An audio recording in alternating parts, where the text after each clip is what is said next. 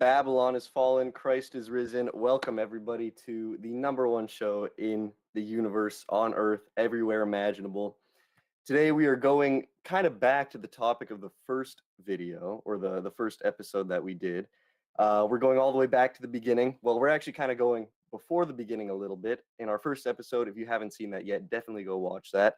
We talked about Babylon, the symbolism of Babylon, the Tower of Babel, everything to do with that, which is obviously very relevant to the name of the show itself. Today, we're going to be discussing the events leading up to the creation of the Tower of Babel, kind of the lore of Babel, I guess you could say. We'll be following an interesting little narrative that's very informative of this pattern of Babylon, which we discussed in the first episode. We're going to be talking about the fall of man, specifically three men in particular. We'll be analyzing the fall as it progresses through these three characters who are in the title of this stream in the early chapters of Genesis. Those characters being Adam, Cain, and Lamech. So I guess let's go back all the way to the beginning. The fall of man. What is the fall of man? Tell us, Trey.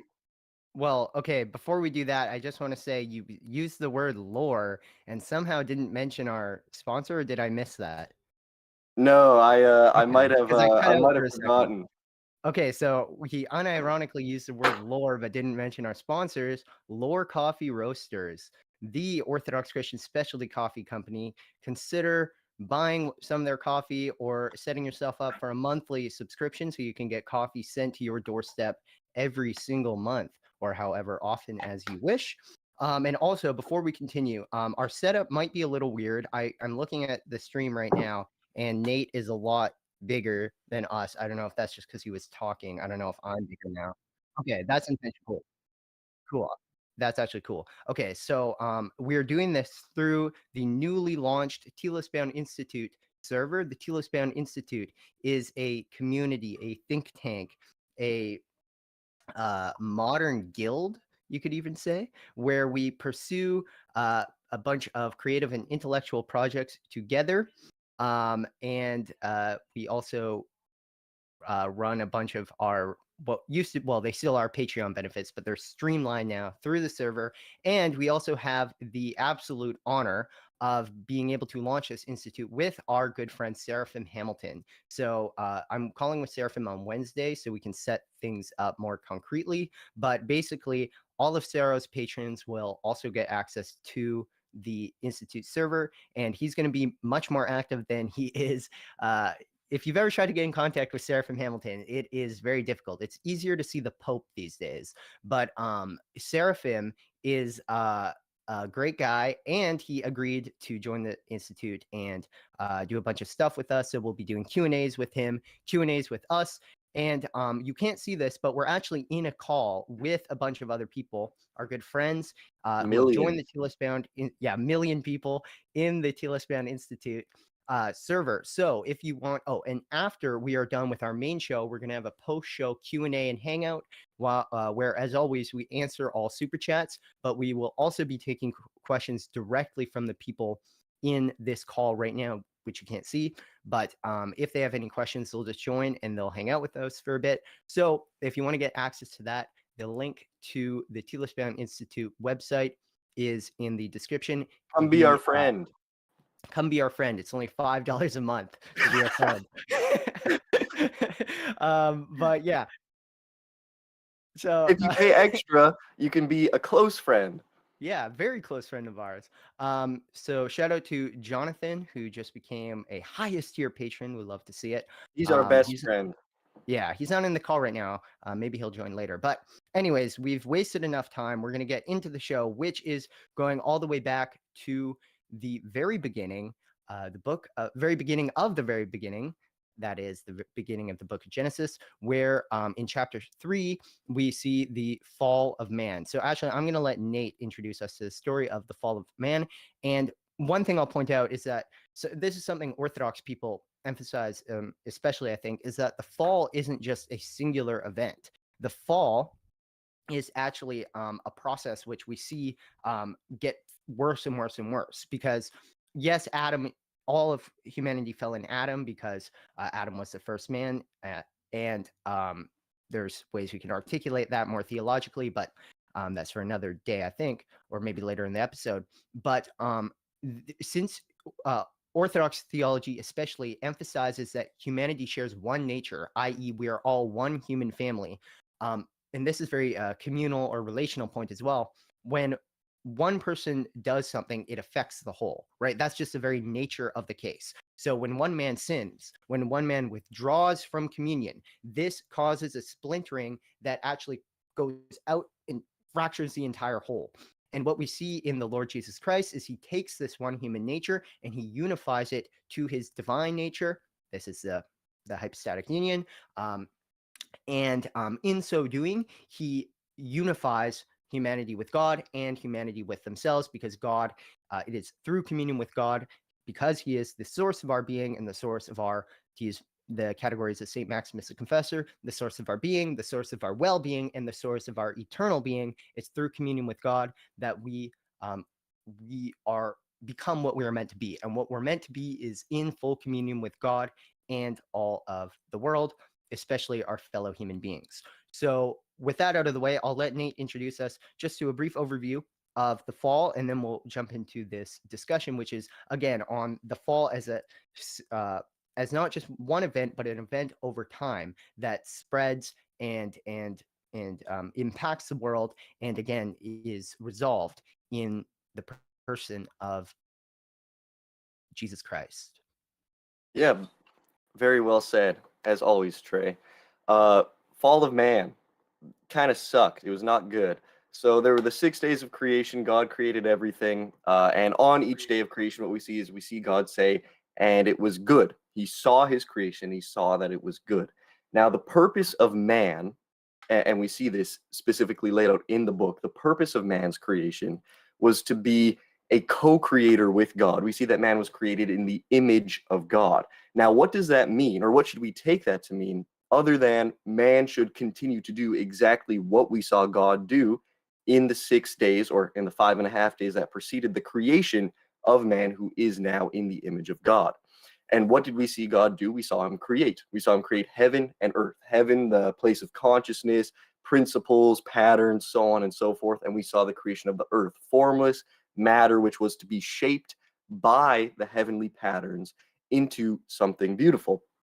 So this is the task of man. Man was created in the Garden of Eden. He was supposed to go out into the world. He was supposed to collect all these natural resources, the raw material, the earth of Genesis 1:1, and he was supposed to unite it to the heaven, that is his intellect, his consciousness, the patterns embedded in his mind by the mind of God, because of course we exist in the image of God, which means we have consciousness, we have this ability to shape, mold, and create. He's supposed to join the raw elements of the earth to himself, to his consciousness, and in doing so, he's supposed to bring it back up into the Garden of Eden and present it to God as a sacrifice. I mean, throughout the entire Bible, we see everything that man creates, all of his agricultural, all of his, whether it's with the earth or with his animals, anything, he was supposed to offer the first fruits to God as a symbolic recognition that ultimately it's from God that we have this gift of being able to create, because we exist in the image of God. And because we exist in the image of God, that means that ultimately we have something from him that doesn't belong necessarily to ourselves. Now, this isn't exactly what went down. I believe this happened on the 7th day of creation. Both guys in this call, or Trey and Cole, they both agree on that. James Jordan says that. Seraphim Hamilton says that. Lots of smart guys. There's a lot of evidence for that in the patristics as well. There's a lot of evidence to show that it was on the 7th day. And this makes sense, because if you look through the Old Testament, the 7th day, the Sabbath, was all about opening up yourself towards the other, whether that's the other human beings around you. Think about how on the Sabbath you were, or not necessarily on the Sabbath, but we see sabbatical laws about leaving the fringes of your field for the marginalized people of society to pluck for themselves. Every 50 years, you were supposed to not harvest at all. We see these sabbatical laws put in place as a sort of place to recognize the existence of and to give place for the other to manifest themselves. And obviously, on the first Sabbath, we see that most manifest because it's the first that always sets the pattern for every other thing that repeats that pattern coming after it. So on the first Sabbath, what we see is God presents man with the knowledge of the tree of good and evil. And he says, and the wording here is very interesting. What God says is, you shall eat of every tree in the garden, but don't eat of this tree, at least not yet. And that's because, again, the whole point of the Sabbath is that recognition of the other. Man was supposed to recognize that the tree of the knowledge of good and evil belonged to God fundamentally. So it was not his place to take, especially not his place against the direct commandment of God not to do it. It was not man's place to go and take that for himself. He was supposed to sabbatically leave the room for God to manifest himself. He was supposed to resist the temptation of the serpent, the temptation of pride, to take it for himself. He was supposed to give room for God to claim what belongs most directly to him. And waiting, God would then bless him. So that's not what happened. Man took it for himself. He acted out of pride. He tried to take what didn't belong to him. That's exactly what transgression means. To transgress is to go beyond a boundary, to go to take something into the boundaries of yourself, which isn't a part of yourself, and to do that disorderly. That's what it means to transgress. So the first transgression was taking that which did not belong to man. And because we all come from Adam and Eve, who both did transgress, that means that we also inherit that corrupted fallen nature. Now, on the flip side of this, where we get the promise of a bit of redemption and a bit of hope in here, which is where ultimately we see Jesus Christ come into the picture, is the fact that we exist in time. The fall of Adam was not an instantaneous fall directly into hell because we exist in time. We weren't fully mature. We didn't fully understand the consequence, or I should say Adam, us in Adam, I guess, didn't fully understand the consequences of that act. And because of that, there existed room to be redeemed. But that's also not exactly what we see happen in the following chapters. What we see happen is a continuous fall down this negative path of pride, of trying to take everything for yourself. Right. Now, Uh, I will interject very quickly and just say that what is crucial, and this is the theme of this stream, and it's also another one of Nate's brilliant biblical insights, which is that there is a consistent pattern, a theme here with the fall. The fall of Adam, Cain, and Lamech is a fall into further and further degrees of self-relation. And this is the perfect term for it, and we'll defend this thesis. And obviously, the value of this terminology is it fits really well within the communal ontology, which is the whole point of Telosbound, or being existence as communion. And this is because existence as such is the existence of the triune God, Father, Son, and Holy Spirit. And we lost all heart. The existence of us is participation in the triune communion, i.e., it's communion with the communal God. So it's communion all the way from top to bottom. But when you get down to the furthest levels of the bottom, when you get down into sin, hell, and death, this is where you see the effects of an attempt to live in a self-relating mode, which is a contradictory form of being. And that is why sin leads to death. It leads to disintegration because the way you remain and cultivate your integrated self is precisely through communion. So a sin is the withdrawal from communion, and the spiritual form of this we call pride. Ultimately, pride is the essence of all sin. We've talked and written about this a lot. Then what this means is that that the fall and sin, just by its very nature, leads to disintegration and corruption. So basically, Nate said a lot there, but I just wanted to point out that the essence of our thesis here, which I think is very true, is that you see this fall perpetuate itself throughout time. Again, that's one of the uniqueness of humans in relation to angels, let's say. Angels, when they fell, they became demons. They became because they existed in eternity in the full presence of God. To withdraw from this eternity is to withdraw into an eternity of hell. It is to make a full, conscious, deliberate decision to choose the lesser good over the good of God.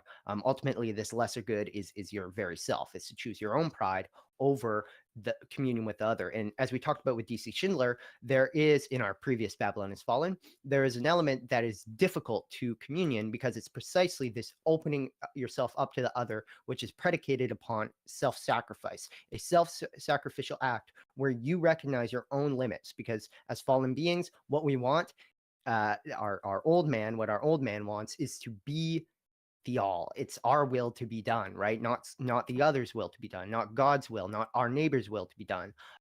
It's our will to be done. So anyways, if the fall, if we're understanding the fall as a successive event going that deepens and deepens, it doesn't have to, but it did in history, from Adam to Cain and then to Lamech, who's even worse than Cain somehow, and we'll explain why. It is a fall from communion with God into further and further self-relation, or like a solipsistic existence. And our thesis is that Adam's was the least self-relational. He fell the least, and we know that Adam was ultimately redeemed. And then you have Lamech, who is even further than Cain in his pride, in his self-relation, which is very clear in Genesis. So Nate, you can take this wherever you want, but I just Okay. wanted to point that out. Something I just kind of realized as you were talking, when you said Adam obviously gets redeemed by Jesus Christ, there's also a sense in which we see the sacrifice of Cain redeemed by Jesus Christ. And there's also a sense in which we see Lamech redeemed, and that's in the fact that Lamech is the name of the father of Noah. But we can get into that a bit later. That's kind of very marginally or tangentially related to what we're really trying to talk about here, which is the fall of man. So, as Trey was saying, the fall of Adam was a fall away from God, but it wasn't just a fall away from God. It was a direct disobedience by Adam of the two most important commandments laid out by Christ in the Gospels, and those are the commandments of to love God and to love your neighbor. The first thing that Adam does when he gets caught in sin by God is he blames it not just on God, but also on his neighbor, on the only other human being on the planet with him. He goes, God, it's the woman that you gave me. It's her fault. So not only is he blaming God, but he's also blaming the other who is right in front of him. So there is both a vertical between God and man, and a horizontal, man and man, Adam and Eve. There's a vertical and a horizontal fall inwards towards this singular one-dimensional point. There's this movement away from this three-dimensional, object of communion. If you want to visualize it, think about a big 3D, like the Earth, a big 3D place that reaches out towards infinity. Think of a tree in the Garden of Eden versus a piece of dust in the desert outside. Exactly. A piece of ash, chaff, to use the biblical terminology. Exactly. So there's this withdrawal into the self. And Trey, you kind of already talked about this a lot, so I'm not going to be too redundant here, but basically what happened is, instead of participating in the self-emptying towards the other, which is the primary movement of communion, it's this extroverted movement outside of yourself towards the other, giving room for the other. That's the whole point of the Sabbath, as I was talking about earlier. Adam retracted into his own ego and he alienated the other. So how do we get from Adam to Cain? Where do we see the continuity in this fall towards self-relation from Adam to Cain? And how does it get worse than that? How does it get worse from this infinite withdrawal? Because anything short of infinity is infinitely short of infinity. So how do we get from infinitely far away from infinity to even further away? And that's what we're about to explain. And in order to kind of understand that, we need to understand the theme of kingship, or the idea and theme throughout the Bible of kingship and its relationship to knowledge. Obviously, that's important because what did Adam do when he sinned? He took from the tree of knowledge of good and evil. So that's where this starts. Something that people often ask is how God could possibly give Adam and Eve an ethical obligation to not eat from the tree when they hadn't gained the knowledge of good and evil yet. How are you supposed to act in accordance with the good when you don't even know the difference between good and evil yet? And the answer to this is just in understanding what knowledge of good and evil actually entails. The knowledge of good and evil is the knowledge of kingship. It's the discernment required to be able to rule over something. 1 Kings 3 makes this very clear, associating Solomon's right to reign with his acquisition of wisdom from God. He acquired knowledge, and that set the precedent for his ability to reign as a righteous king. Something that's also very important is do not think of good and evil as primarily ethical or moral categories, but rather think of them as ontological or teleological categories. Yeah.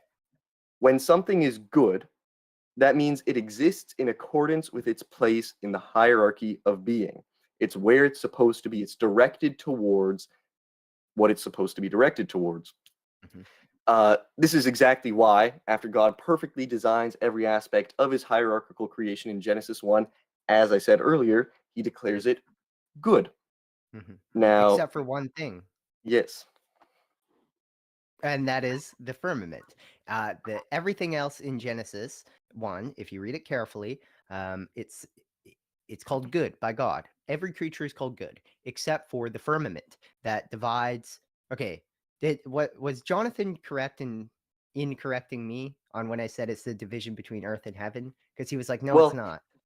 it's complicated. I did a whole hour-long video on my old YouTube channel Okay. explaining like how complicated it Okay. is. Like Okay. you can say that it both separates the waters above and the waters below, but you can also say that the firmament divides Right. heaven and earth. In Like both in are any true. case, what it is, Nate opened, I think he basically opened this stream by talking about how you have heaven and earth in Genesis, and the point is a union of heaven and earth. That's actuality and potentiality. Don't be scared of these philosophical terms, because what is formless, void, and dark, which is how the earth is described, that's clearly potential. It's not actualized in what it can be. It needs to be cultivated into something more determined.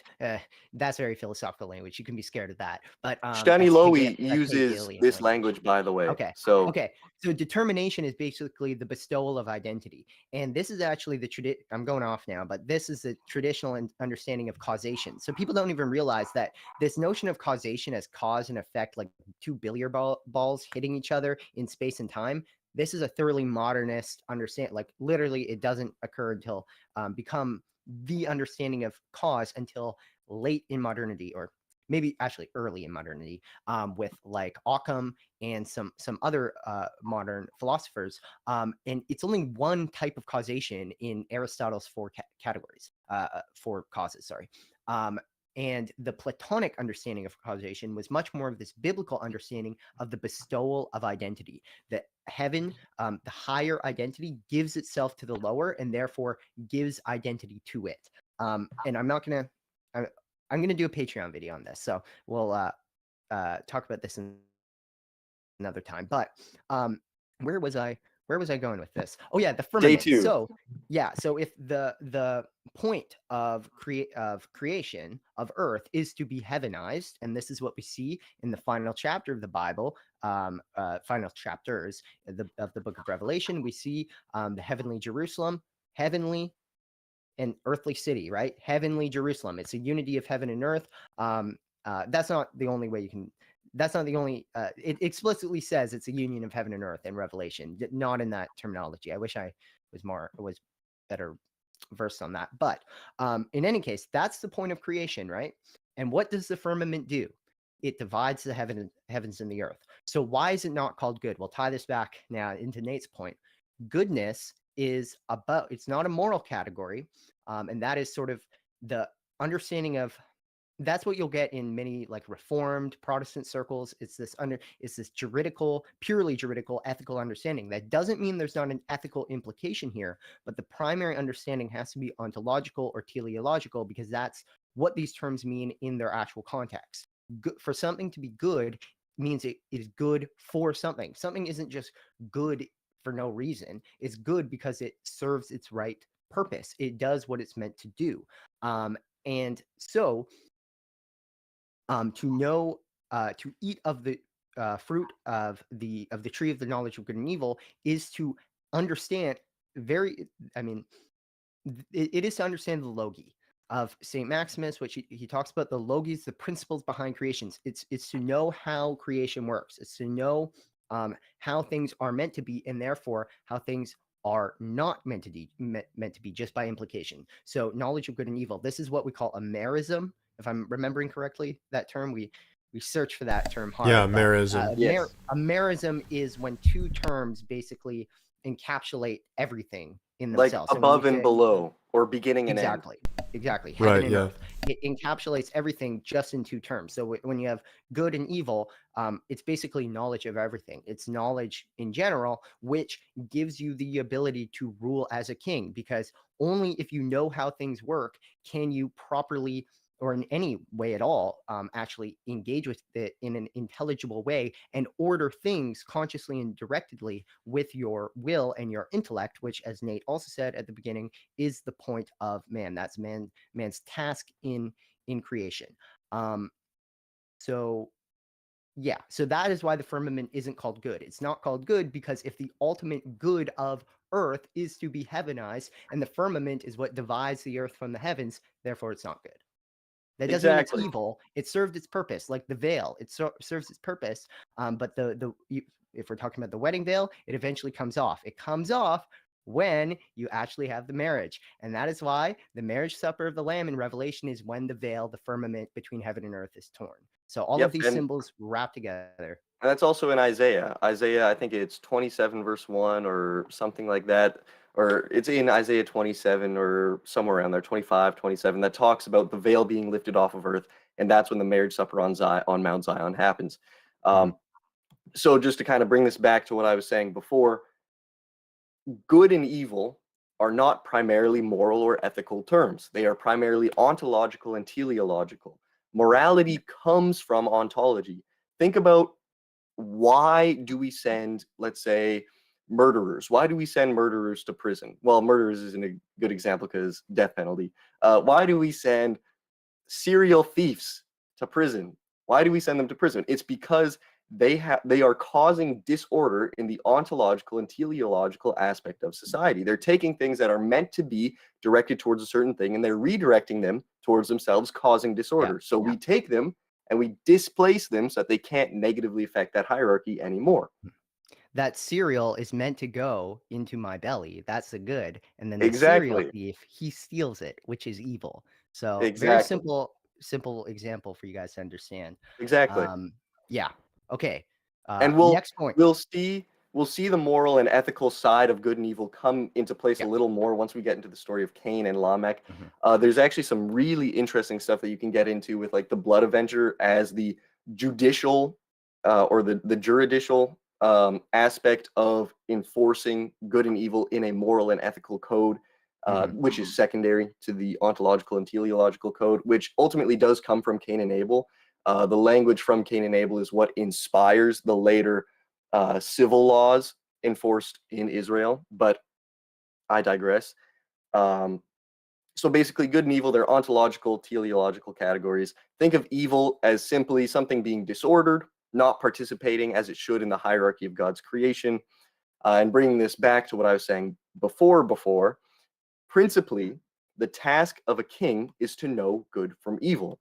In order to reign over a land, you have to know what that land is good and inadvertently what it is evil for. To know what something is good for is to also know what it is not good. And not good is the same thing as evil. Evil is not some, big scary concept. It's literally just not good. It's something that's disordered. It's Yeah. not in its proper place. A king rules over his land. He has to know what land is good for farming, what land is good for residential areas, what land is good for this and that, so on and so forth. And in knowing what land is good for residential areas as opposed to farming, he knows not to put a billion other things where the land is specifically good for one thing. This is something I was talking to a friend of mine about not too long ago. When you choose to do something, you're also choosing not to do millions of other things. Like learning guitar is really good for your memory and really good for your Mhm. brain, but it's really terrible for your ability to understand computers. Yeah. It's as simple as that. Yeah.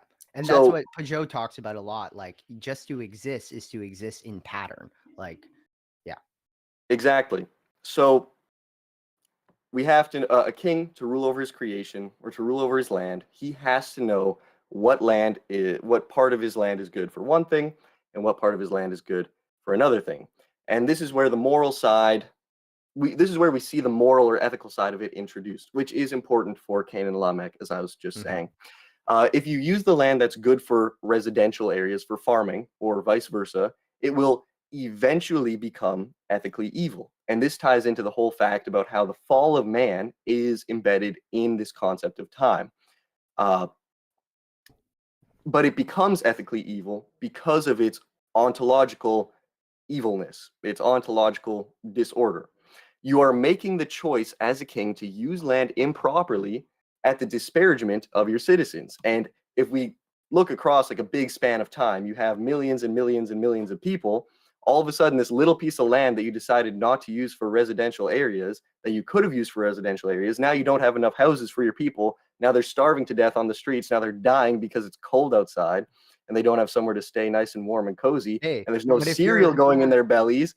They have no cereal. They're if you're done. in Canada, though, if you're in a major city in Canada, you can just go to a opium vending machine and get whatever you want there. Those actually exist, by the way. No one believes me when I say that. There actually are opium vending machines in Vancouver, but This is true. anyways, That's part of clearly the we fall. have we have a king who does not have Yes, knowledge of exactly. good and evil. Dude, Bro. we have more of a queen, I'd say. I'm talking about our prime minister, not the king. We love our king. We love King. God bless the king. What's his name? How am I forgetting the king? We love King. What's his name? Hey, yo, we love King. What's his name? We love that guy. That guy's tops. Sorry, I'm not a loyalist, as you can tell. But, you are blurry, Nate. There we go. Yeah, I think. Anyways, we should wrap up that point and then get to actually talking about Cain and Lamech and Adam, Cain and Lamech. But yeah. Okay. So Adam and Eve, they were meant to demonstrate their knowledge of good and evil before participating in the tree by resisting the temptation of the serpent. They were supposed to recognize that that tree was not good for eating on their own terms, thereby demonstrating that they have the wisdom to be able to handle that role of kingship that they would have been given by eating of that tree. Charles. Yeah. So they didn't do this. This caused creation to revolt against Adam. The earth brought forth thorns and thistles instead of good fruits. Basically, everything kind of sucked. Something interesting to note is that Eve is cursed to bear children through hard labor. There's a pattern in scripture which relates a king's city or creation as a whole to a bride. This pattern actually starts in the story of Adam and Eve, where the verb used to describe Eve being built out of the side of Adam is the same word used later in scripture to describe the construction of cities, architectural projects, including the city of Cain. So we already see this connection in kingship between the fall of Adam and the fall of Cain. Adam didn't govern his city, he didn't govern his bride, and Cain unjustly built a city, and we'll talk about why it was unjustly that he did that later on. But right now, just to kind of solidify this point of kingship and how it relates to Cain, in the mandate given to man in Genesis 2:15, we have three fundamental roles, two of which are explicitly mentioned, one of which is implicitly mentioned and further explicated in scripture later on. We have the priestly, kingly, and the prophetic role. I'm sure everybody listening has heard these three terms thrown around lots. I'll give a quick description of them according to Genesis 2:15. Man is told to guard and cultivate the earth. Guarding is a priestly role and cultivation is a kingly role. This is because guarding is receptive. You are understanding what's coming in from the outside, and cultivating is initiative. It's a kingly role. It's going outwards, doing something to the outside world. The prophetic task, the reason that I say it's implicitly in here is because the prophetic task is kind of just the carrying out of the priestly and kingly tasks in conjunction with each other. Prophethood is all about intercession. We see that in the story of Abraham. We see that in Job. And Abraham, Abimelech was explicitly told, go to Abraham, he'll pray for you because he's a prophet. Prophethood is just intercession. It's about joining heaven and earth.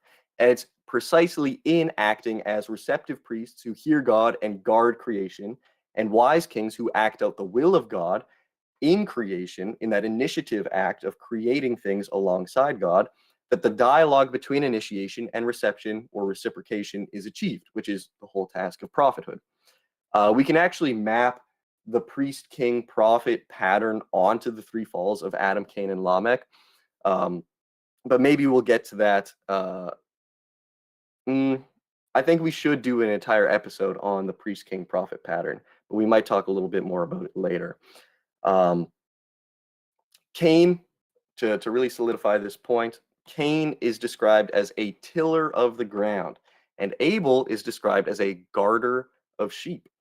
Abel is specifically associated with the priestly role, and this is very, very crucial to understand everything else we're going to be saying in this video. This is exactly where we see the fall of Adam tied to the fall of Cain. Abel is priestly. He's a guardian of sheep. He's fulfilling the priestly role in creation. Cain is described as a tiller of the ground. He is cultivating the earth. He is fulfilling the kingly role in creation. So Cain is kingly, Abel is priestly. Those are very two different tasks given to man. So this is absolutely crucial to understand. So I'll say it one more time. Abel is priestly, Cain is kingly. Do not forget that. Okay. Yeah. And Before spoiler, you continue, this is why continue. Cain builds a city. You're right. Right. Also makes sense that wanted Cain to- would be the king because he's the firstborn, right? The inheritance goes to the firstborn. This whole dynamic of the inheritance going to the secondborn, you know, with Jacob and Esau. I'm actually going to talk about that when we talk about garments of skin, but it totally makes sense what you're saying. Yeah. And I just Exactly, wanted to say yeah. All Heart hasn't talked, so Yeah, I'm That- about that to was pass it great. off to him because this is where the garments of skin come into play, and Cole has some brilliant things to say about this. I know already, so you can throw some stuff in right here. Well, so basically, garments of skin is something that if you listen to Jonathan Pajot, it's one of his major motifs. He goes on about a lot. He's drawing it from Gregory of Nyssa and also some things about that Heidegger wrote on technology. Turn your mic down just a little bit. Bagel's telling me to turn my mic down. yeah, I agree. Just like shouting at all y'all. All right. We had negative 3.5 decibels. How's that, Bagel? Let me know if that's better. Decibels. Yo. That sound good on stream? Sorry. Technical difficulties. First time streaming from the server. Yeah. Bagel, let me know, homie. Okay. Welcome to the Institute. where we Welcome to have the Institute. Boomer tech moments, just constantly. No boomer tech, okay? Okay. No, Sarah from none. Hamilton doesn't count. Who's boomer tech is excused. Sarah boomer tech is adorable. So we permit Audio that. doesn't work on Yeah. my laptop. Yeah. Anyway, more fun antics if you join the Telosbound Institute. But yeah, so basically the garments of skin are something that Jean Pajot talks about a lot. He's drawing it from, like I said, Gregory of Nyssa, and also Heidegger and Derrida too. Derrida has some stuff on pharmakon, on the Greek notion of like supplement, that comes up in like Plato's Phaedrus and whatever, that is very much related to the idea of garments of skin from the Bible. But so I have a few notes here about garments of skin. If you want me to get into it extensively now, I can. So basically, it's like I just said. So Cain is the firstborn, and Abel is the secondborn, and then you have a similar dynamic with Jacob and Esau, right? Esau is most properly like the firstborn, but he nonetheless does not get his inheritance. It's kind of stolen out from under him. But it relates to the symbolism of the garments of skin too. So Cain is the one who builds the first city, right? Now, a city is a quintessential example of garments of skin. Garments of skin are anything that covers vulnerability. So nakedness is basically vulnerability. You're vulnerable to death. And you have to have something that is added to you to compensate for that. Now, you'll definitely get this idea that actually the biological aspect of our bodies, you know, what we call the blameless passions, the desire to reproduce, to eat, these kinds of things, these are, in a sense, already a kind of pharmakon, a kind of supplement, a kind of garments of skin that's given to Adam and Eve when they're expelled from paradise. So that's one layer of garments of skin, but this has many manifestations throughout the Bible, and the city is one quintessential example of that. So, you know, Cain cannot till the ground, so he builds a city. It's a supplement. He has a vulnerability, and he compensates for it. That's essentially the idea of garments of skin. Now, it becomes a quite paradoxical notion, but we'll get into that. Because basically, yeah. So you have it's the idea of the garment of skin is externality, vulnerability, and animality. These are all related to the idea of garments of skin. It's the compensation for something you lack. Now, it's something added to you, but this becomes a pretty duplicitous symbol because there are things that can be added to you which are glory, right? You can think of a crown, right? A crown is something added to you. It's something that is a supplement to your nakedness, but manifests glory. And so there's these very strange things going on with in the, for instance, the Latin Vulgate, with the way Jerome renders the horns, the radiance of Moses, right? So Moses comes down, shining, and the people can't bear it, and they have to have him veil himself and whatnot. But basically, Jerome translates that as horned. So you'll see, even up until like Michelangelo, you can see Michelangelo's Moses, and he's horned. Well, why is that? It's because of Jerome, the way he translated the Vulgate. He basically rendered that as Moses has horns. And you think, well, that's just a mistranslation, but it's not just a mistranslation because anti-Semitic. What? You haven't heard that from the Candace Owens interview with the rabbi? No. No, we're not going to get into that. Anyway, okay, yeah. We want to stay monetized. Much love, Rabbi Shmuley. Anyway, yeah. So the reason that this kind of tradition of a horned Moses gets preserved is because it picks up on the duplicitous aspect of this idea of externality. So there's the externality of glory, and there's the externality of kind of coping, you could say, like compensation for something.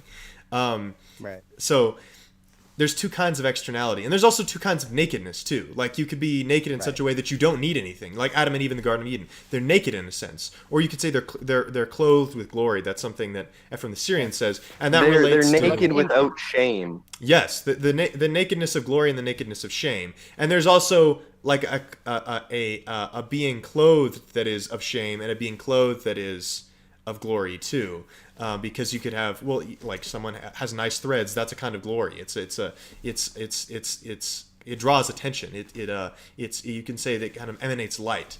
So there's that aspect of covering and cosmetics. This comes up in the Book of Enoch. The demons teach women to basically wear cosmetics, right? Makeup. It's like that is a kind of externality. It's a kind of garments of skin, but it's this associated with glory. And anyway, so it's very duplicitous. And it relates to this idea of the waters above and the waters below. The waters below representing this kind of murky potentia, tohu vavohu, this pure potentia that's this kind of dark possibility. And also you have the waters above, which are this kind of glorious, radiant water. You can think salt water and fresh water. Fresh water is life, and salt water is this kind of, it's this kind of, you can't internalize it. Anyway, but basically, so the garments of skin. So the garments of skin, you look at Cain, okay? Cain builds the first city, right? He is associated with garments of skin in this sense. He's associated with externality, with compensation. He builds a city and to protect himself from his vulnerabilities. Right.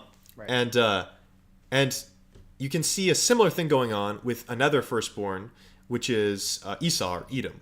He is the firstborn, and he's hairy, right? And he's also someone who is very gluttonous, right? He has the passions, which are this kind of garments of skin. This biological necessity is already a kind of garments of skin. So he's both associated with these two dimensions of the garments of skin idea. So he gives up his birthright for basically because he's hungry, and he's also hairy. So he has this. He's very much associated with, just like Cain.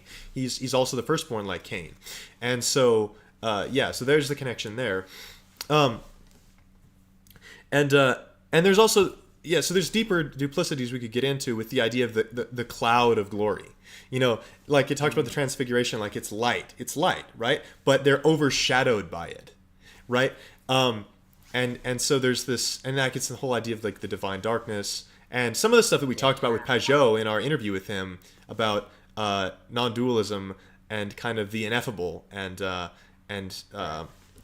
waters above and below kind of converging in Christ, who is this union of the nakedness of shame with the nakedness of glory, he really like brings all of these things together in this kind of cataclysmic, apocalyptic, truly in the proper sense, meeting of infinitude and heaven and earth, and heaven and what, you know, you could say like the what is even below the earth. Like it's really utterly paradoxical, and what's that John Milbank text he did with Zizek called like the monstrosity of Christ? It sounds blasphemous, but there's something to that. Anyway, I've gone on a tangent here, but there's lots of things about the garments of skin that you could pick up on here. I was gonna say that this ties in so well because Cain actually receives symbolically a garment before he creates his own garment, and his city we can actually see is what you call the garments of cope, right? It was building a body, a city for him to have that was predicated upon a fundamental mistrust in God, because his first symbolic garments was his mark, the mark of Cain, which was be protected, right? And Cain didn't trust this. He wanted to create a city where he was king and he had authority and rule and control because he mistrusted God. So this is actually key to our thesis here, and we need to kind of lay it out in order for the thesis to be fully intelligible, which is that Adam receives garments, Cain receives garments, and Lamech also receives garments. We haven't even started talking about Lamech, but Adam receives garments, obviously the actual garments of skin. And what we are told, and remember, Adam originally creates these false garments of cope, which are the fig leaves. And God takes it away, and Adam accepts the garments of skin. We believe he repents, and that's why Adam is technically a saint. Not technically, he is a saint in the apostolic churches, but yeah. Something that should be mentioned about the garments of cope is the fact that there needs to be a blood sacrifice for them, because the fall of man was an attack against life. There has to be a death that occurs to make restitution for that sin. This is the juridical side of everything. What's that? What were the garments of skin made out of? An animal. Well, initially he made them out of fig leaves, right? But wrong. There has to be blood. So that's like the equivalent of Cain's sacrifice, right? That God rejects. Exactly. Yeah. Exactly. And we're about to get into that. That's why I'm bringing this up, so that we can kind of transition very seamlessly into talking about Cain a little more directly. There had to be really, before you do that, I just want to say, no, I didn't need to interrupt. I'm sorry. I'm gay and stupid. I'm sorry. Because I was going to talk about Lamech's garments, but the whole point is he doesn't even care about that. Anyways. Now we're going to get more of those comments that you need to delete now because of that. Oh yeah. So cute. Trey's not actually gay and stupid. Yeah, I'm just stupid. Anyways, continue. I'm sorry about that. Anyways, we're shedding the garments of skin now, getting back into the meat of things. We are. We need to sacrifice a lamb now. Yeah. So anyways, blood sacrifice necessary. And the initial establishment of the garments of skin as a blooded sacrifice is absolutely crucial to understand where exactly the fall of Cain comes from in the story of Cain. This is really the entire turning point of this story for Cain. Because remember, Abel, priestly, Cain, kingly. I hope you all remember that. If you don't, you did something wrong. You're not acting in accordance with the good and evil of this stream. Is Lamech a prophet symbolically? I think that we can make a case for that, because we have Adam. He fails to receive the word of God. Cain fails at acting out the word of God in a kingly sense. He builds a false city, and then Lamech has this creation of the multitude of the arts, right? He creates his children create the multitude of the arts. He spreads himself out in all these different directions, marries 2 wives, which is all about kind of like the Holy Spirit going out. It symbolically is tied into the person of the Holy Spirit when we're talking about it in this Trinitarian sense, which is also doesn't Lamech basically prophesy? Isn't he a false prophet? Lamech, he pronounces his own prophetic curse. Like, isn't that the most obvious?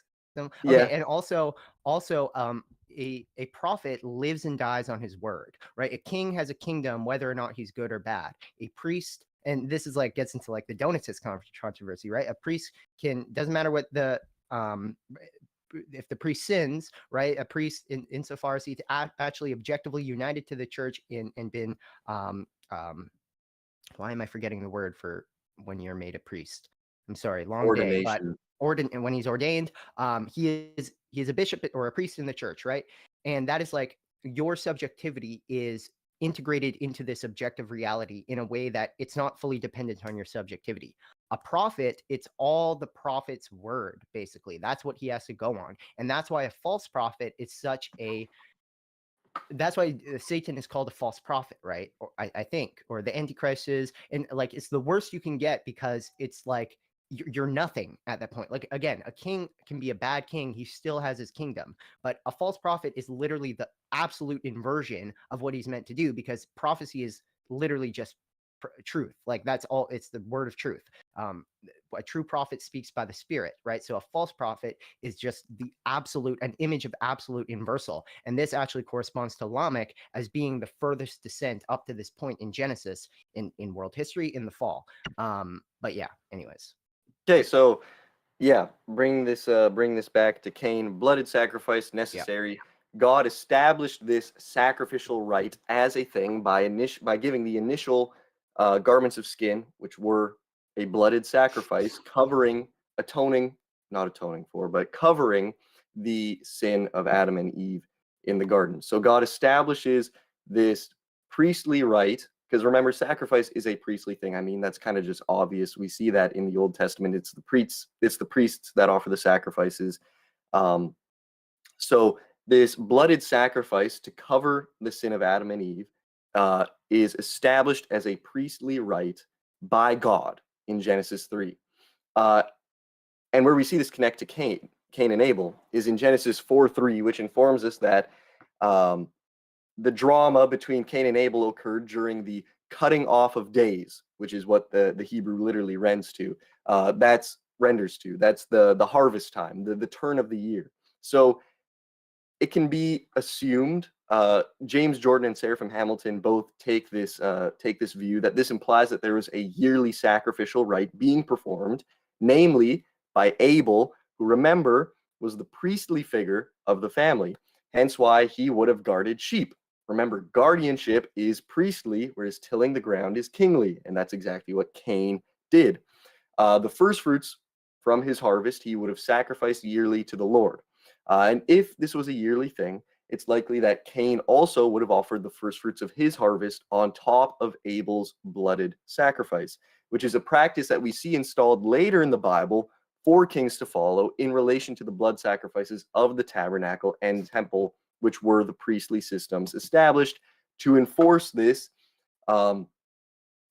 establishment of the garments of skin, so to speak, for Israel through the priestly sacrifice of their animals, on top of which other sacrifices would be placed, like the kings giving their gold and whatever for the tabernacle and temple to be ornamented, so on and so forth. So where we see things kind of take a bad turn is one year Cain decides that the sacrificial system does not just need to be a priestly task and that he can do it himself. He decides, why does Abel get to, get all this favor from God? Why does he get to be the one that always does the sacrifice? Why can't I do it too? I don't want to just be this king over here. I also want to be a priest. I don't know why he would do that, but interestingly enough, we do see multiple kings throughout Israel do the exact same thing. We see multiple times in the Bible, kings decide that it's not just the priest's job to offer sacrifices to God, and they install their own high places and their own little ritual centers to offer their own stupid. The weird example is David. David offers sacrifice at the end of 2 Samuel. I can't remember the inciting incident. There was some kind of homicides carried out, and he offered sacrifice. David did. Oh, interesting. Do you remember that? No, I don't. I haven't read 1 or 2 Samuel in a while.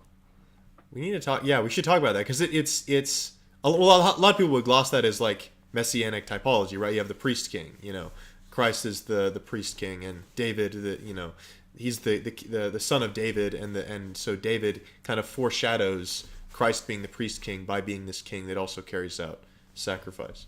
Yeah, interesting. Yeah, so basically, kind of to summarize exactly what I was just saying, Woody Woo actually in the chat of our Telosbound Institute stage right now, which all of you should be joining ASAP. I don't know why you guys on YouTube aren't in here yet. There's so Link much in going on in description. here. You're Telosbound missing out. Institute. You're missing out on Yeah. so much right now. But anyways, Woody Woo just said that the mark of Cain is like kosher law, and this is very true, which was a priestly thing. Kosher law was all about the sacrifices, the blood sacrifices performed at the temple and the tabernacle by the priests. It all relates to this idea of the priests performing the sacrifice. That's the center of the law in the Old Testament, which ultimately comes from the garments of skin, which is then passed down as the mark of Cain, and then so on and so forth. We see all of these things interconnect. We see this perichoresis of Scripture, to use the Greek terminology. But anyways, Cain decides the priest isn't the only one who gets to do the sacrifice. He gets to do his own sacrifice. He doesn't need to just put his on top of Abel's. He gets to do his own. Problem with this is his sacrifices are not blooded. They're a bloodless sacrifice. All he does is till the ground. So we can think about Cain's sacrifice as him attempting the eschatological bloodless sacrifice, which Jesus Christ ultimately fulfills, but Cain tried to fulfill it in himself, which is fundamentally the same sin that Adam did. Adam tried to fulfill that bloodless sacrifice apart from God. He tried to fulfill it. We say that in the liturgy, right? The Eucharist is a bloodless sacrifice. Yes, exactly. Yeah. Pajot's always making the point. Pajot's always making the point that Christ saves Cain. He saves the firstborn. That's why he goes to Rome. I mean, there's a ton of Jewish literature that connects Edom to Rome, the firstborn to Rome. Christ goes to Rome. He's the firstborn who saves the firstborn. Cain, Edom, that's all there, 100%. Yep. We're going to do a stream at some point specifically talking about the symbolism of the firstborn and the younger brother, because that's absolutely crucial to understanding anything in Genesis. If you don't know about the symbolism of the firstborn and the younger brother, you cannot understand Genesis, and you also can't really understand just how crucial Jesus' sacrifice is in relation to the first failed sacrifice, which is that of Adam. So anyways, Cain repeated the sin of Adam. He believed that he could take what doesn't belong to him. He just did it a little worse. Throughout all of the Bible, we hear about how priests belong to God. They are sanctified unto God, and that is why they are the only active agents on the Sabbath. In sabbatical law, you are not allowed to start a fire or light a light in your house, but the fire and the sacrifices in the tabernacle doubled on the Sabbath. This is because we know from the fall of Adam that the Sabbath is a time where we give space to God. We give unto God what belongs to him. So Cain trying to do the priestly task of sacrifice was him rejecting the Sabbath, just like Adam did. And not just that, but we see that he was trying to take away from his brother what was made unique from Cain. Cain was trying to take it all for himself. So again, just like with Adam, we saw the vertical and horizontal enclosure into his own one-dimensional point. We see this exact same thing happen with Cain, just to a bigger degree. We see Cain reject the vertical by rejecting that which is of God, and we see him rejecting that which is of his brother on the horizontal scale. Just like with Adam, he rejected God and Eve. Vertical and horizontal. It's important, and that's why the cross. What symbol is this? Yeah. Cross is what solves all this. Mm-hmm. So obviously, God did not like what Cain tried to do, and he favored Abel's sacrifice. So Cain, in his shame, and it's I wish I would have mentioned this earlier while you were talking, Cole, about the garments of skin and how there's a difference between the nakedness of shame and the nakedness of glory, just how there's a difference between the clothing of glory and the clothing of shame. An important thing to note in the fall of Adam and Eve is before the fall, they were naked and unashamed. That's what it says. And then after the fall, they were ashamed. It's this shame, this anxiety which is what follows taking what doesn't belong to you, particularly in the realm of knowledge. I think all of us kind of have this fundamental understanding because it's something that everybody experiences of this traumatic shame that occurs after a fall. You have this traumatic shame that takes the fall that you already experienced and it pushes you further and further down into this one-dimensional point. And that's where the real turning point is when you fall, is in either giving into that shame or allowing it to become a shame unto repentance. Paul in 2 Corinthians, I think it's chapter 13, something like that, I don't remember, talks about how there's a shame unto repentance and a shame unto death. And what we see happen with Adam is there was a shame unto repentance. After that shame kind of got pushed a little, he was ashamed, he hid, continued to feel, shameful and anxiety and anxious before God until eventually he was like, okay, I'll accept these garments of skin. Like Sarah made this point once, like imagine Adam and Eve after they have this, whatever, we don't know what the experience was like when they ate of the tree of the knowledge of good and evil. They realized their nakedness. They realized their shame. They spent the whole night making these fig leaves. Like it's not something you just instantly make. They were scared, anxious. Like you can probably see a parallel in your own life to something like this. Just like this hyper frantic, anxious activity. That's what they were doing, right? So it's just to sort of concretize it a little more. If I could add something to exactly. that, I feel like this is not just me, but I feel like if you're habituated in sin, you actually find like the light of day painful. You almost become like vampiric. Yeah. Like you prefer the dark, you prefer concealment, you prefer being covered. Like the light of day is like this kind of, it's this like chilling fire. It's a kind of violence to your psyche. Dude, light is a judgment. Jesus that's says. all throughout Solomonic literature. Solomon talks about how the thieves come out at night and the coming of day is like darkness unto them. That's all over Job, that's all over Proverbs, and that's something that actually kind of, to me, evidences the fact that Job was written by Solomon. But that's a completely tangential point. So Yeah. So just to summarize, because people are probably we've thrown a lot of info out there, but here's how we're seeing it, right? So our general framework for understanding the fall is the fall away from communion with God, communion with man. That's breaking the two most basic commandments: love God, love your neighbor. You fall into self-relation because we're not dualists, we're not Manichaeans. We don't believe there evil is a substance, a realm you fall into. No, all it is this activity of withdrawal from communion, i.e., into self-relation. Adam has the fall. He experiences shame. He tries to cover himself up with the garments of cope. God takes those away. He accepts the garments of skin. He repents and he's saved. Cain, he sins, and that, as Nate talked about very brilliantly, is had to do with his sacrifice. And then he receives garments of covering symbolically, which is his mark. But Cain mistrusts this mark, this protection that was given to him by God. And then he rebels. His rebellion continues into the creation of this city, which is founded upon violence. It's founded upon the death of his brother. And you were making that connection between Edom, Esau, Edomites, and Rome. And it's a very Cainite. The Roman story is also a very extremely Cainite story. It literally has to do with the death of a brother and then Romulus and Remus, 100%. Yeah, murder. Yeah. So that was Cain, but so you have more of a fall into self-relation. Adam, he does sin, he does fall into self-relation to a certain extent, but he received the garments from heaven from above, and he manages to repent and turn himself up out of himself back towards God. It's important also that alongside the garments of skin, not just implied in the garments of skin themselves, but also explicitly alongside the garments of skin, there's a promise of redemption. There's a God-given hope to Adam, which he trusted in. He trusts the plan. Trust the plan, yeah. And Cain mistrusted the plan.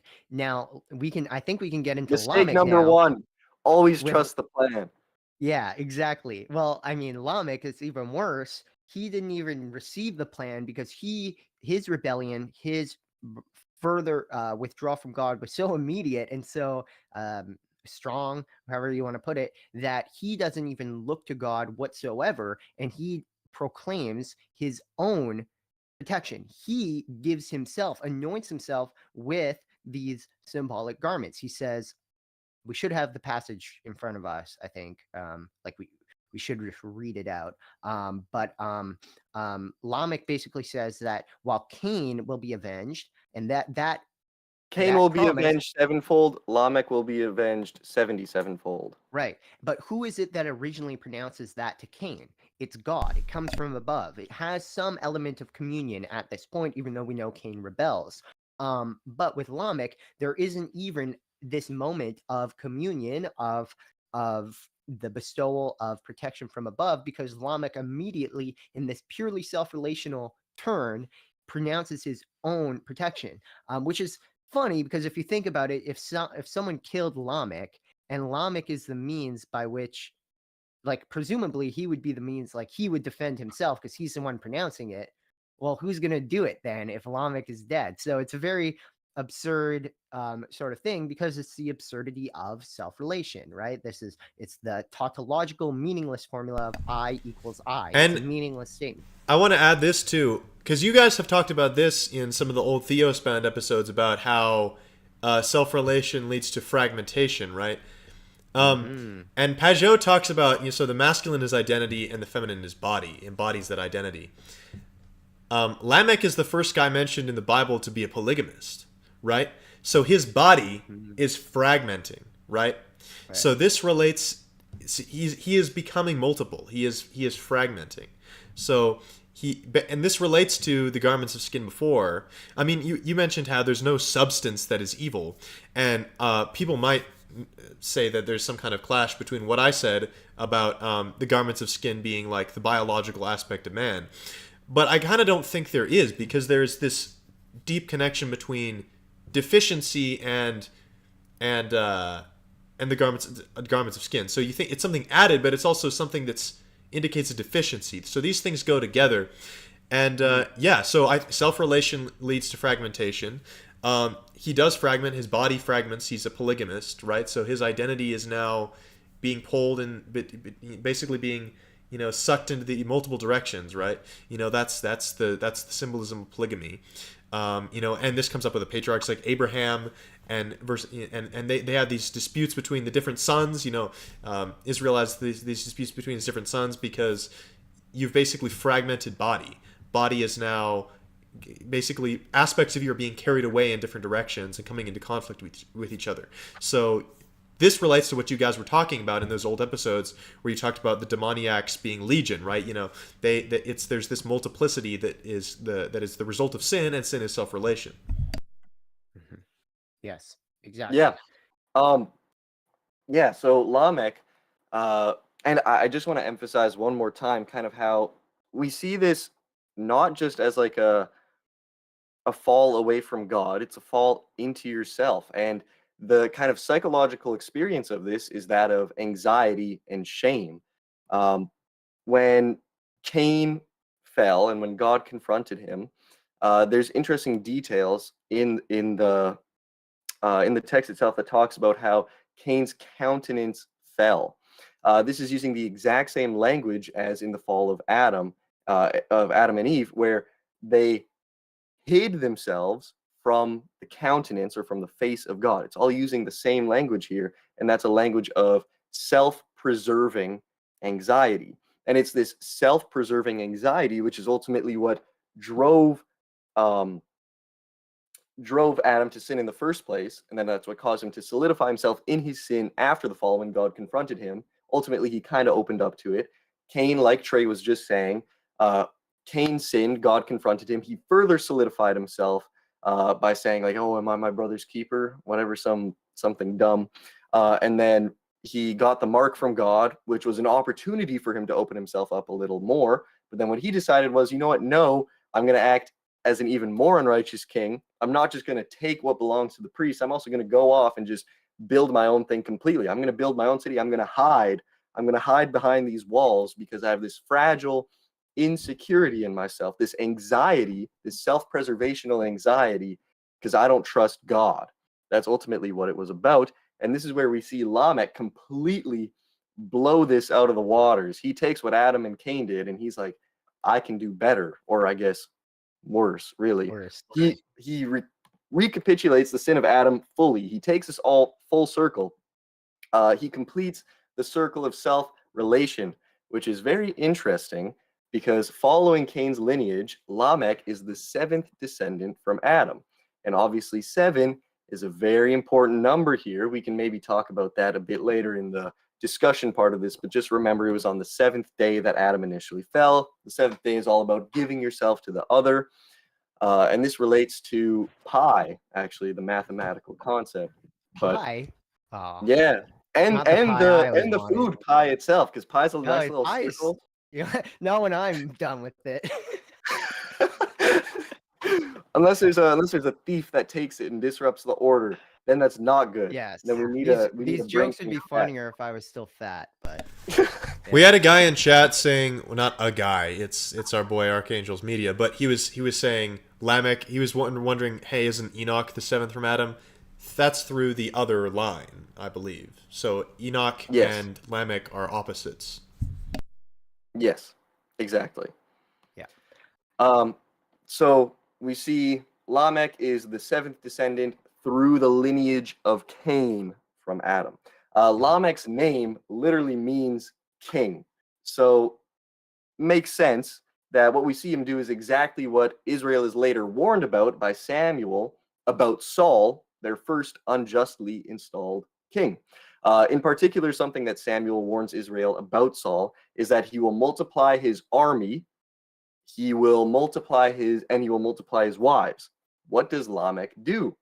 He marries 2 women, a direct contradiction of the union set up by God to Adam and Eve, which is 1 man, 1 woman. Sorry, Muslims, that's the way it is.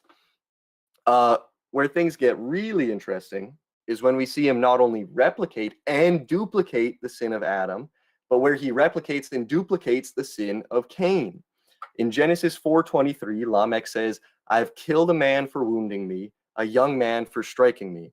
There are plenty of traditions that say that Lamech isn't just describing one act of murder, but that the man and the young man in this verse are 2 different people.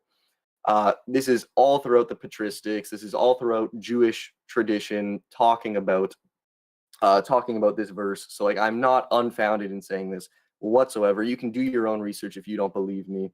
But for now, if you don't know any of the research about it, or you're not willing to exactly just trust my word, just trust me for now, okay? And see where this takes us. In particular, I want to mention Saint Ephraim, the Syrian, who, along with many others, says that the 2 people he killed are actually Cain and his son Tubal-Cain, who he named Tubal-Cain as a sort of attempt to instate himself as the king over creation, as the new Adam, who gives birth to the multitude of nations as Adam was supposed to do. So all of this we see, Lamech is just trying to create himself as the guy. He's trying to be, the G. trying to be the He's guy. trying to be God. He thought he was the main character. But he's not. He is not at all. He thinks he's He's him. not even the main Lamech. He thinks he's in the him. Bible. Yeah. He is not him, yo. He is not. He's not him. There's another Lamech. Like, there's 2 guys named Lamech in the Bible, and he's the worst of the 2. So that says a lot about who this guy really was. He was a loser. At least he gets a better future than the Pharaoh who God says his name will be wiped out, like blotted out from memory, and then no one can figure out who the name of the Pharaoh is now in modern scholarship. The Sarah made that point. It's like, maybe we're just not meant to find him because God said you're just gonna be blotted out of history, bro. But yeah, have we touched on everything you want to touch on? No, I'm still going. Okay. You think you're that guy. Let him cook. Let him cook. He's him. He's him. Let him cook. Chat, should we let him cook? Yes. W or L, chat. W or L. Yeah. So I'm not waiting for the chat. I'm going anyway. This might be self-relation. Yeah. This might be self-relation. I don't know. We'll find out in the discussion period, I guess. Lamech kills man, young man. Saint Ephraim, along with myself, along with many others, say that these two people are Cain and his son Tubal-Cain, who he tried to name Tubal-Cain in an attempt to remake himself or to constitute himself as the new Adam, the new G over creation. And it's like, this is self-relation. If I've ever seen it, this is self-relation. Lamech is perfectly demonstrating the point that I made before about sin being both a turning of your face away from God, it's turning away from the above, and it's a turning into yourself, a turning downwards of your face, like we see in the story of Cain, to that which is below. In the story of Adam, we see that they turn their face away from God, they're scared. And in Cain, we see that he turns his face downwards again. It's all about this self-preservational anxiety. Lamech not only kills his ancestor, the one who begot him, but he kills his own heir. Lamech is completely alienating himself from all otherness. And this is purely out of this pathetic self-preservational anxiety. This is the same anxiety that caused Adam to hide, and the same anxiety that caused Cain to lock himself up in his pathetic little city that ultimately got absolutely annihilated. And after doing this, Lamech, almost mocking towards the mark of Cain, says that anyone who kills him will be avenged 77-fold, which is it's just a much bigger version of the sevenfold avengement against the killer of Cain. This is a point that Trey was making earlier. And unless you guys have anything you want to add, can I just like recap everything here and then we can get to the discussion period? Yeah, then we can get to lore and then discussion. Yep. Okay, so just to recap real quick, Adam tries to seize kingship over that which he can't handle responsibly, and he disintegrates himself from the hierarchical order of things. God responds by giving him garments of skin and a promise of redemption. Adam accepts this. Cain tries to seize kingship over that which does not belong to him, and then he kills his brother, who is functionally serving as the one who is mediating between the fallen human family and God. Abel was trying to reintegrate them into the hierarchy of being through his sacrificial rite as priest. And Cain was like, you know what? Not only am I going to sin against God, I'm also going to cut myself off from that which is reintegrating me into relationship with God.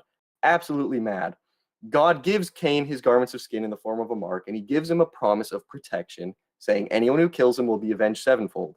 Despite this, Cain is an absolute idiot. He still decides he needs more protection, and he anxiously hides in his little city of his own construction because he's scared.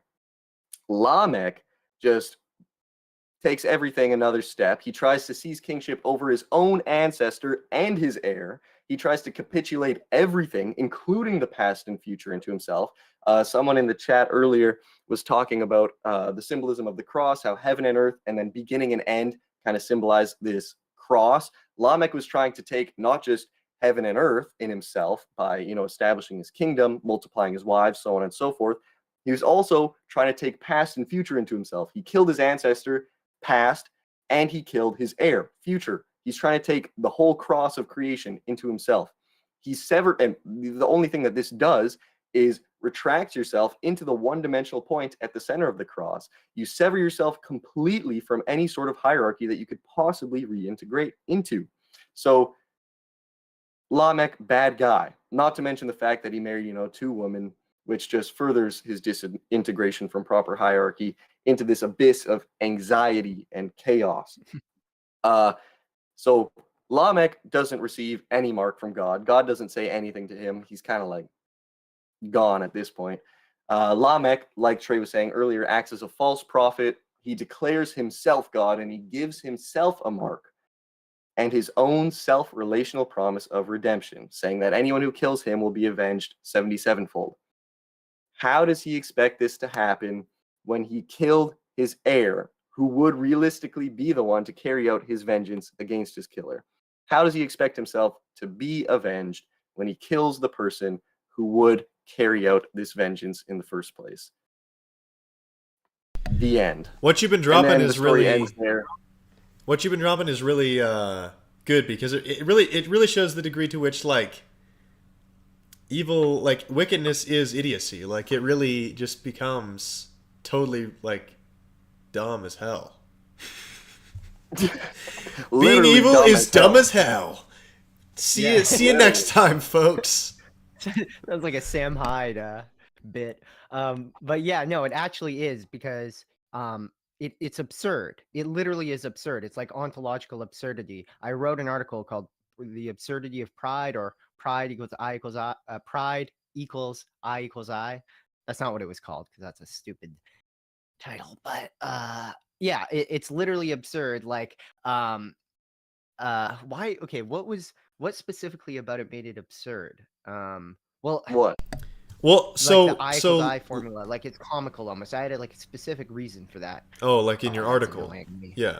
Yeah, Because it's yeah. dumb But as hell. you talk, and then I'll find that, and then I was just saying, well, I say mean it basically Cain is pronouncing these prophecies that, whoever harms him will be, the harm will be avenged 77-fold, while he is like cutting off the branch that he's sitting on, namely having people, who can avenge you. Right, You can't right. avenge yourself if you're Yeah. dead. Like this is it Yeah, literally yeah, becomes yeah. idiocy. Like it literally becomes absurd idiocy. Yeah, no, that is, yeah, that's a good point. And that's like one example of how the fundamental absurdity of pride just leads to fragmenting absurdities where everything gets twisted from what it's meant to be, and nothing like vengeance is itself something you do. Like it's an activity, and all activity is participation in something other than you. That is what activity is. It's going outside of yourself. And if the very mode of your activity is the negation of the other, then it's a self-negating movement by definition. Now, yeah, okay, here's what I was going to say about pride, why it's comical almost, is that it has no reason. It has no telos, it has no logi. All it is like you ask for a reason, ultimately, I think, for any sin. Why did you commit the sin as such? When you get down to the essence of it, I mean, I think we get to this purified mode of choice in eternity. I think this is the eternity of the demons, ultimately. Is it's a cry for I with an exclamation mark, to use Florensky's sort of terminology. I for no reason, right? There's no reason at all. It's just like, and I think a lot of us have experienced this, like especially in these sins that come closer and closer to just pure pride, like envy and jealousy. You get to a point where it's like sometimes there's just no reason, like no discernible reason or no good reason, no reason that actually explains what your pride. And that's because what the pride is ultimately is the I for the sake of I. It is a non-reason. It is purely self-referential, tautological. But yeah, that's what I was going to say about pride. That's on my Substack. I think we just called proved that the Pride. Bible teaches evil as privation. Yeah. Excuse me. But yeah, I mean, with such a big W like that, how could we not just end on such a high note, such a dub, and go to the lore ad? And before we do that, okay, everyone, listen up. We are doing a new thing this time. Our Q&A is also a post-show hangout where we have 11 people right now in the audience. I don't think everyone... 11 I know million is what he meant to say. Right, 11 million. Yeah, there's 11 million people. 11-11-fold. Yes. Woody Woo, I know he's not going to talk. Unless, hey, this might be the day, Woo. Weedy Woo. Weedy Wee. Weedy Wee. But I know other people will probably join us, and there's just going to be a hangout. We're going to answer questions. And to get access to this server, check out the link in the description. Telosbound Institute gives you an overview, and basically $5 a month for general access. You would have access to this every single week because we do BIF every single week when we're not being lazy or stupid. And we're going to get on a regular schedule. We're going to do this. And every single week, there's going to be a post-show hangout where you can ask your questions directly to us, face-to-face or pixel to pixel. And yeah, but otherwise, we are still answering all super chats. So if you have any super chat questions, send them in. Send or them. stream elements tips. But with that, we are now going to transition to an advertisement that I made for our lovely sponsor, Lore Coffee Roasters, the Orthodox Christian company. Hit it, All Heart. For a long time, we've been looking for a company to sponsor Telosbound that not only delivers a product or service we would be excited to share with you guys, but also aligns with our values and goals. After many months of searching, we finally discovered Lore Coffee Roasters. Lore is owned and operated by two young Orthodox Christian families, striving to give glory to God by treating their craft with respect and serving excellent coffee to everyone. They operate in the subsect of the coffee industry known as specialty coffee, meaning they source the highest grade coffee grown and processed by expert farmers and producers from around the world. Lore then pays homage to their craft by delicately roasting every coffee to optimum flavor, clarity, and distinctness, revealing the essence, or perhaps if you're Orthodox, you'd want to say the energies of every coffee. They have a subscription platform on their website, making it easy for you to choose your coffee, how much of it you would like, and how often you want it delivered right to your doorstep. They ship across America and internationally as well. Above all things, the families behind Lore are striving to glorify Christ and serve his holy church in everything they do, and we at Telosbound can get behind that. So thank you so much to Lore for the great work that they do and for supporting Telosbound. Please consider supporting them and us. Before you begin, I mean, Sure. if you're going to say anything for the live, I don't know if we're back yet from the ad. We're back Oh. now. Oh, we're back now. Okay, we're back now. We're so back. And we have a surprise, not a surprise for us, but for you guys, surprise guest from Archangels Media, our friend Justin. He brought a lot of his crew here, actually, which is very much appreciated. And Hell yeah. I guess, yeah, so again, what the point of this is just to, it's the post-show hangout, ask questions, talk about anything. And I think, okay, Allheart, do you think it's a good idea just to let people in? Like, if I let in Nathaniel, would it cut out Justin? I don't think it would, right? Try it and we'll see. Yeah, let's see. No. Okay, there you go. That fits. So So anyone, communal, bro. just so just communal. send a, for the people in the server, just send a request to get in, and we'll let you in.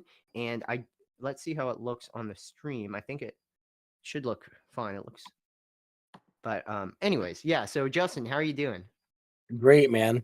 I've got a question for you in the chat. I want to make sure I'm being appropriate with you. So this is a book here by Amos Young. It's called Theology and Down Syndrome. Now, Theology and Down Syndrome, it says reimagining disability in late modernity, and it's basically it's a book about the image of God, and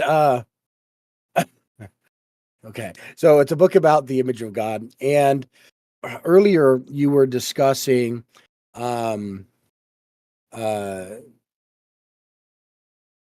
basically what the image of God is. You're talking about being a co-creator with God, participating, and you were even mentioning things like intellect and things like that.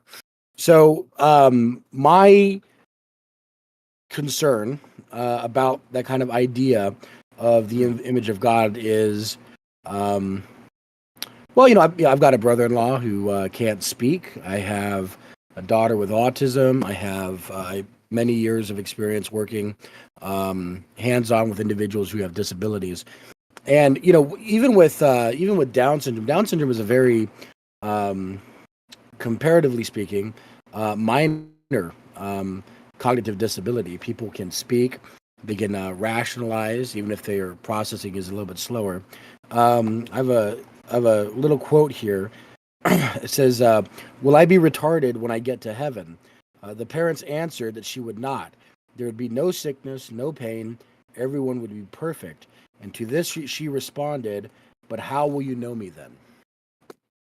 So, and you know, I have this memory when I used to provide support services that there,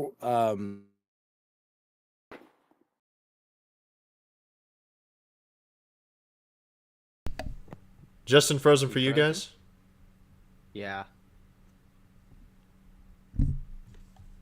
This is a good question, though. This Yeah, it actually a is. good No, question. for sure. And I have some. Sarah's talked Norm about it Macdonald before. references too. Yeah. I don't know much about this, unfortunately. Justin, Justin, you brother, there? you're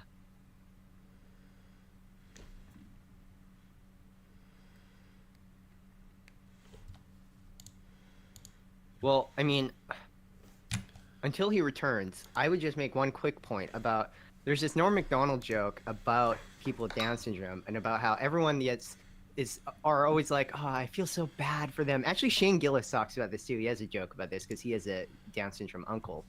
And Norm, like, his joke is like about bananas, and it's like how when he's feeling sad, he wakes up in the morning, he looks in the mirror, and he just has an existential dread, and then he meets his retarded friend who goes, I like bananas, they're yellow.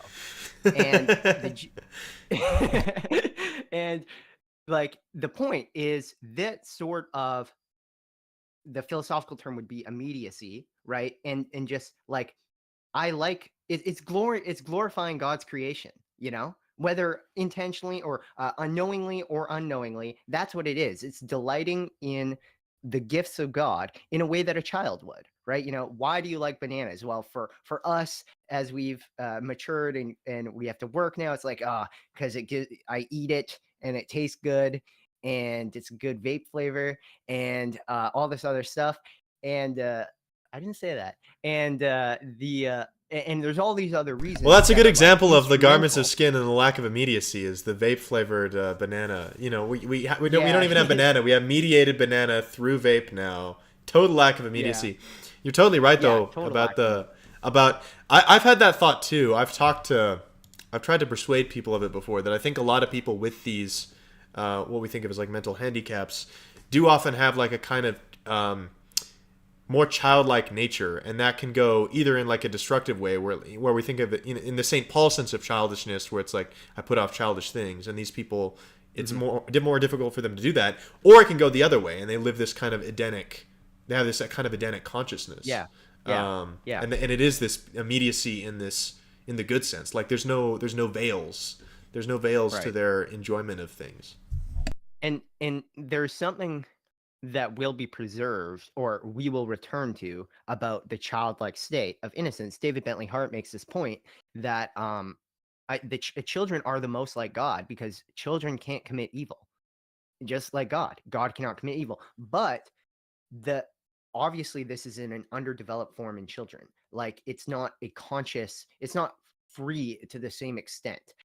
But nonetheless, there is this innocence of children, and this is why Christ says, those who I can't quote the exact verse, but everyone knows the verse, who do not become like these children will not inherit the kingdom of God, right? Yeah, it's unfortunate that Justin left because he's actually seems like he's read stuff on this. Yeah. Or didn't leave. He had some Technical issues. Yeah. I don't know if the background helps with that. The green screen background, I'm not sure, but That book title caught me off guard a little. Yeah, I mean, it's just, we're acerbic Zoomers. We're just savage, brutal people. We but, are retarded. But we're actually retarded. Yeah, but that's a great question. And Sarah's made the point. Heiser made the point a lot. Michael Heiser, God rest his soul, the biblical scholar, made the point that the image of whatever it means to be the image of God, it can involve rationality. And Sarah's made the point like that doesn't and he would appeal to the fact that it kind of dehumanizes, depersonalizes people who are not capable of what we think of as rationality. But I mean, Sarah's just made the point that that's like you can have a nature and have something that interrupts the actualization of a capacity latent in that nature. It doesn't mean you don't possess that nature. Exactly. And it's like also with like barren women or couples that can't procreate just for biological reasons. The image, I'm saying this because image of God is linked with male and female, which is linked to reproduction. My priest, Father Lawrence Farley, he has a video on YouTube, or I made a short out of it. It's one of our most popular shorts on image of God as intrinsically related to sexuality and reproduction. And but he also makes a point that this doesn't mean that if you're a celibate, you're not the image of God, right? I don't know if I'm frozen right now. You are, bro. Okay. You are, bro. I'll fix that. But anyways, so Jonathan in our Discord chat, he asks, in the resurrection, all the good will remain and all the bad will be burned up. This would apply here, no? Now, I would say that insofar as rationality seems to be a universal, why is this happening? Anyways, universal aspect of human nature, I think that all humans will have this potential actualized. That's how it seems to me. But I don't know. I feel like a lot of this is speculation. But it doesn't make sense to me personally, and maybe I'm seeing it the wrong way, that a limitation on a potential of human nature would remain into the eschaton. Yes, but it should be said maybe that these things are not merely just... They are limitations, but they have kind of penumbral effects on the way these people develop, and the good that is the result of that is not lost. Nothing the good that is good is lost. The childlike faith is maintained. Yes.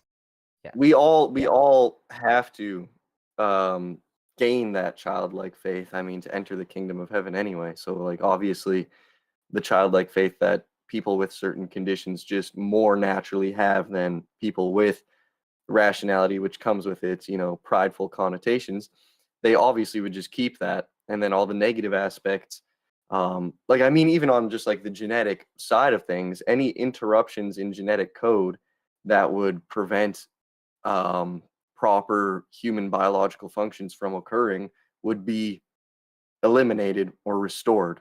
So, and a lot of like Down syndrome is a disorder in the genetics. It's literally just an extra chromosome. So like obviously that would be restored, but some of the qualities that you could classify as good that come with that would not be eliminated by any means. Yeah. Wish Justin was still here. Justin Yeah. But he just got back right as we kind of finished answering. Here we go.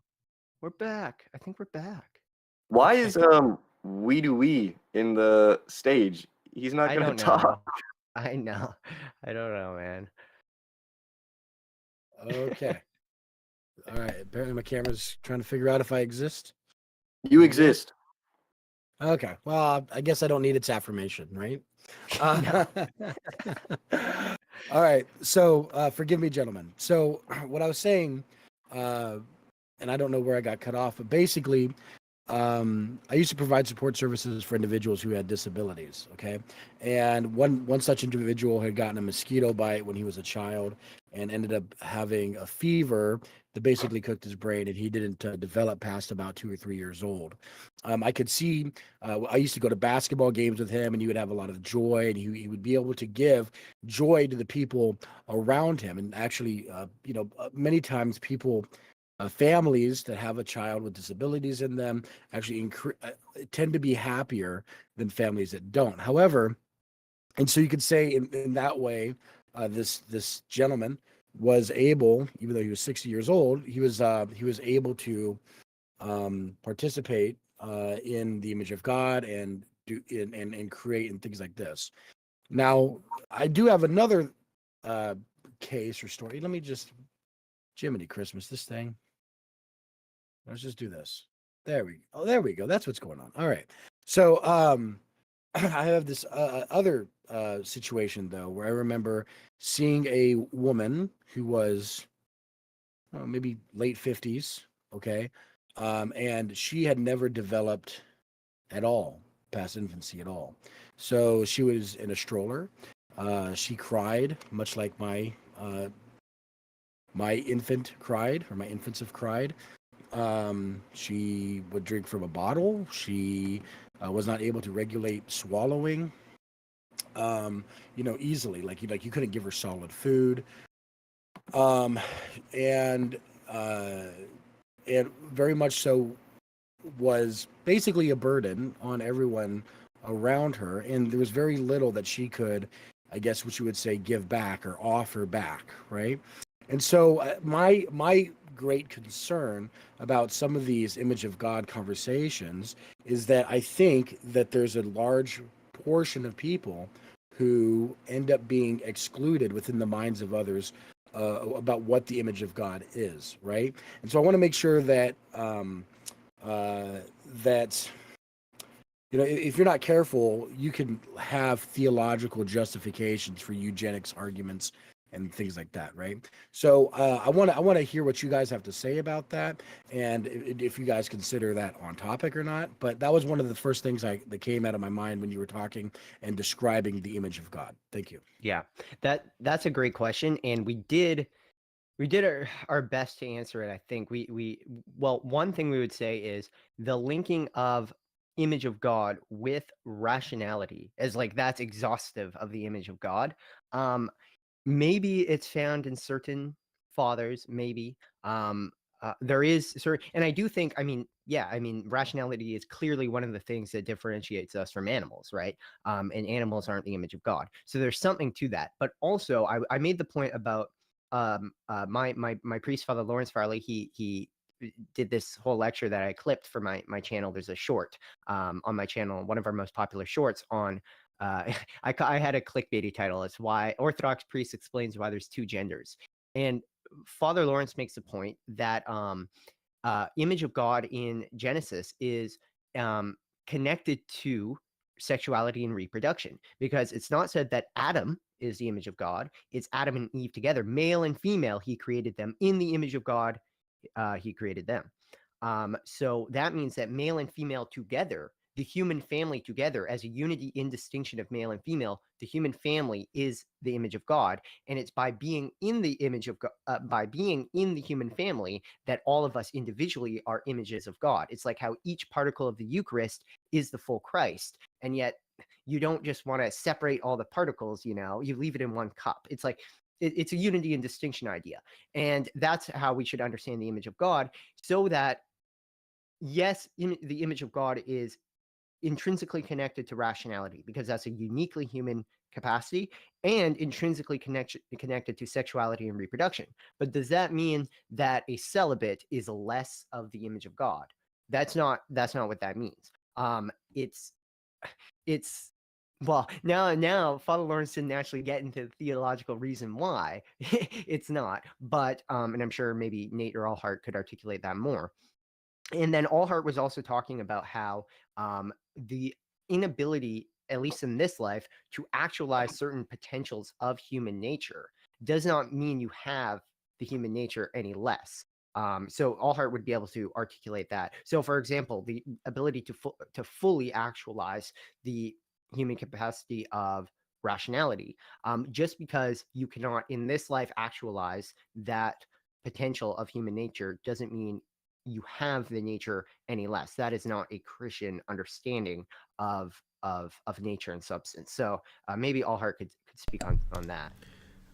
Since you mentioned eugenics, one interesting book people might want to check out is G.K. Chesterton wrote a book called, I think it's just called Against the Eugenists or something like that. He wrote it in the early 20th century when eugenics was very hot topic. So you had guys like, who's the guy that wrote Pygmalion?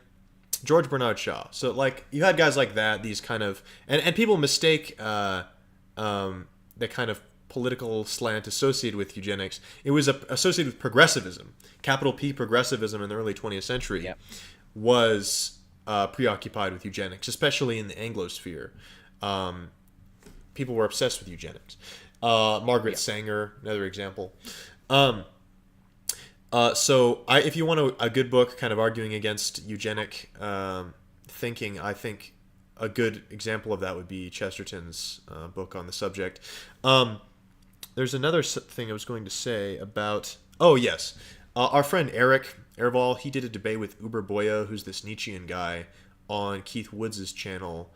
And they talked about eugenics in that. And basically, Erval made the point that... And I'm sorry, this strays somewhat far from the kind of thrust of Justin's question. But he basically made the point that most of like the concerns about like people have about like good breeding or whatever, like this is just taken care of if you have like a normal ethical norms in a society where like marriage is basically socially mediated, and you don't have this. If you don't have atomized people, then you don't have these problems. But anyway, yeah. And so I would just reiterate what some of the stuff we said while Justin was away. Like you said, the example of the man who has this kind of Edenic childlike joy that he just radiates and improves the lives of the people around him. That's 100% like one of the gifts that comes with having deficiencies in other areas. I mean, it's made up for sevenfold, maybe even. Justin, I think he missed my my butchering of the Norm Macdonald joke about because Norm actually I know a lot about Norm Macdonald. He's my favorite comedian, Norm and is too funny. yeah, Too funny. he's incredible, Underrated. and he was a Christian too, and a genuine man. And he actually grew up in a small town in just outside of Ottawa, I think, and like very small rural town. And there were very few people there. And his dad was the teacher of his one-room high school. And he made Norm be friends with I think the kid had Down syndrome. So Norm was like forced to hang out with a kid with Down syndrome his whole life or whole childhood. And Norm has this joke. Anyways, he has this joke about how people are always feeling bad. And if you've watched Shane Gillis's very famous now bits on Down syndrome, that's taken from not taken, but inspired by Norm. I know it is because Shane likes Norm. Taking inspiration. Norm has this joke about how everyone feels bad for people with Down syndrome, but like they're the only ones consistently happy. And one example that Norm makes is he wakes up in the morning and he's like, he wakes up, he looks in the mirror, and he just feels so. He's like, oh, he looks at himself, and he's just having all these existential dreads. He has to go to work. He's tired.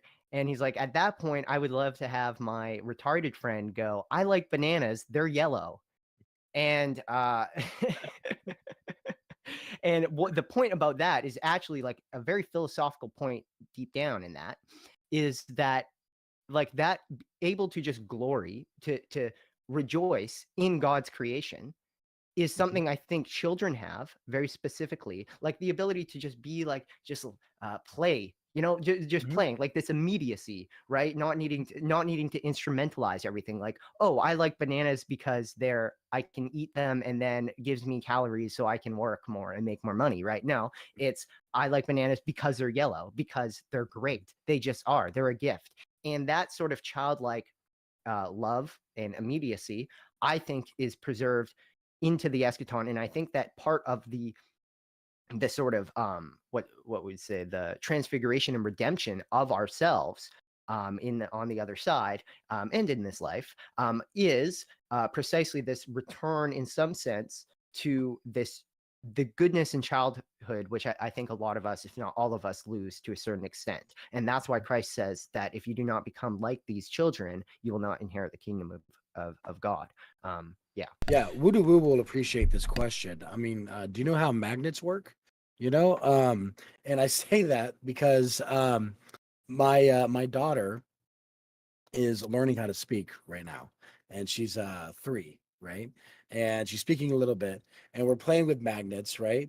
And it's very difficult to get her to do spontaneous speech. What I have to do is I have to point to my mouth and then say this, right? And then she'll say one part of it, and then she will yell yay, which is hilarious. But with the magnets, I hold one magnet up, right, on the, I hold the magnet up, and then I have another magnet above it, and it jumps.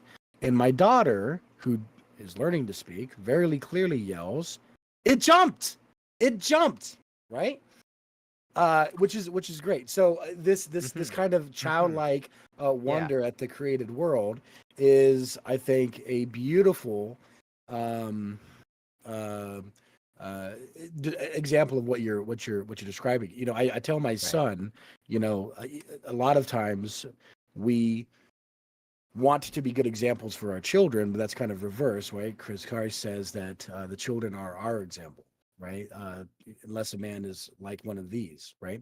So I think that's good. And I have another question about the city, right? If I remember correctly, and I could be wrong, but I think that you had, in a short, talked about the establishment of the city as a good thing. Is that right? Yeah. Yeah, Yeah. it's I think it's a good. Well, I mean, if you go with our our typology stuff, with Eve Mhm. being symbolically the first city, because she Mhm. is, what is a city? It's an agent taking material of the earth and creating something for you to dwell in. That is what Eve is, and Adam does dwell in Eve. Like, Mhm. we don't have to get into that, but like literally, One spiritually and flesh. Got it. physically. Yeah, one flesh, exactly. Yeah, Yep. Mhm. yeah. And so Eve would be the first city, so that's good. I mean, this is pre-fall.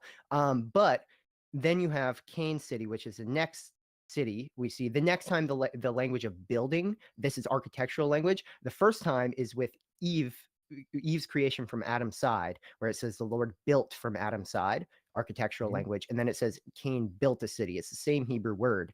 And then this is when you see the city, which is bad and associated with the fall and with man's rebellion and stuff. Obviously, this leads to the Tower of Babel. Mhm. And Right. even Right. before that, it leads to the advanced technological society of the pre-Noachic era. And this, but the key point, the reversal, and Nate will, I'll let you say something after, but the reversal, and Pajot makes this point, a bunch of people make this point, is that the very technology you could only really produce with a city-like structure where people can come together towards some sort of purpose. You couldn't build Noah's Ark without advanced technology. So the point Pajot would make, and if you want to take this historically or not, really, it's about the symbolism ultimately, even if we would take it historically. But the ark becomes the very means. It's the redemption of technology, basically, and it's Christ reclaiming. And this is exactly what we see many years later with the Roman Empire itself, where it's literally the city of Cain founded upon the murder of a brother, and Christ literally reclaims it for himself. The Roman Empire, the emperor of the king, 300 years after the ascension of Christ, bows before Christ as the one true king. So yeah. So let me offer maybe like counter symbolism, and it's possible that there are overlapping symbolisms that are at its face are contradictory, but could be you know otherwise, right?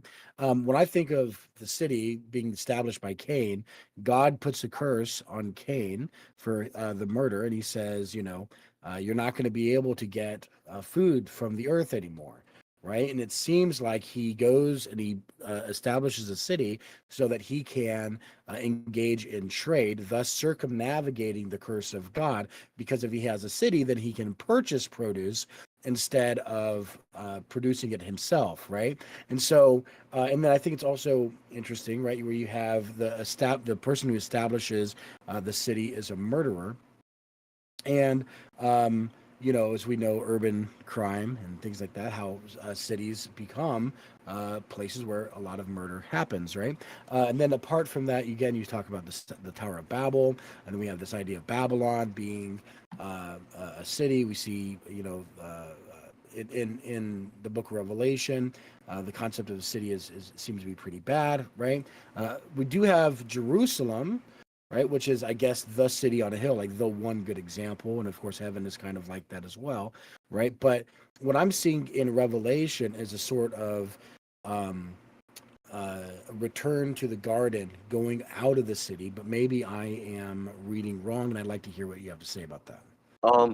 Yeah, I think I have kind of an answer to that. Before I answer this, I Mhm. do want to apologize for my immature reaction to the title of that book.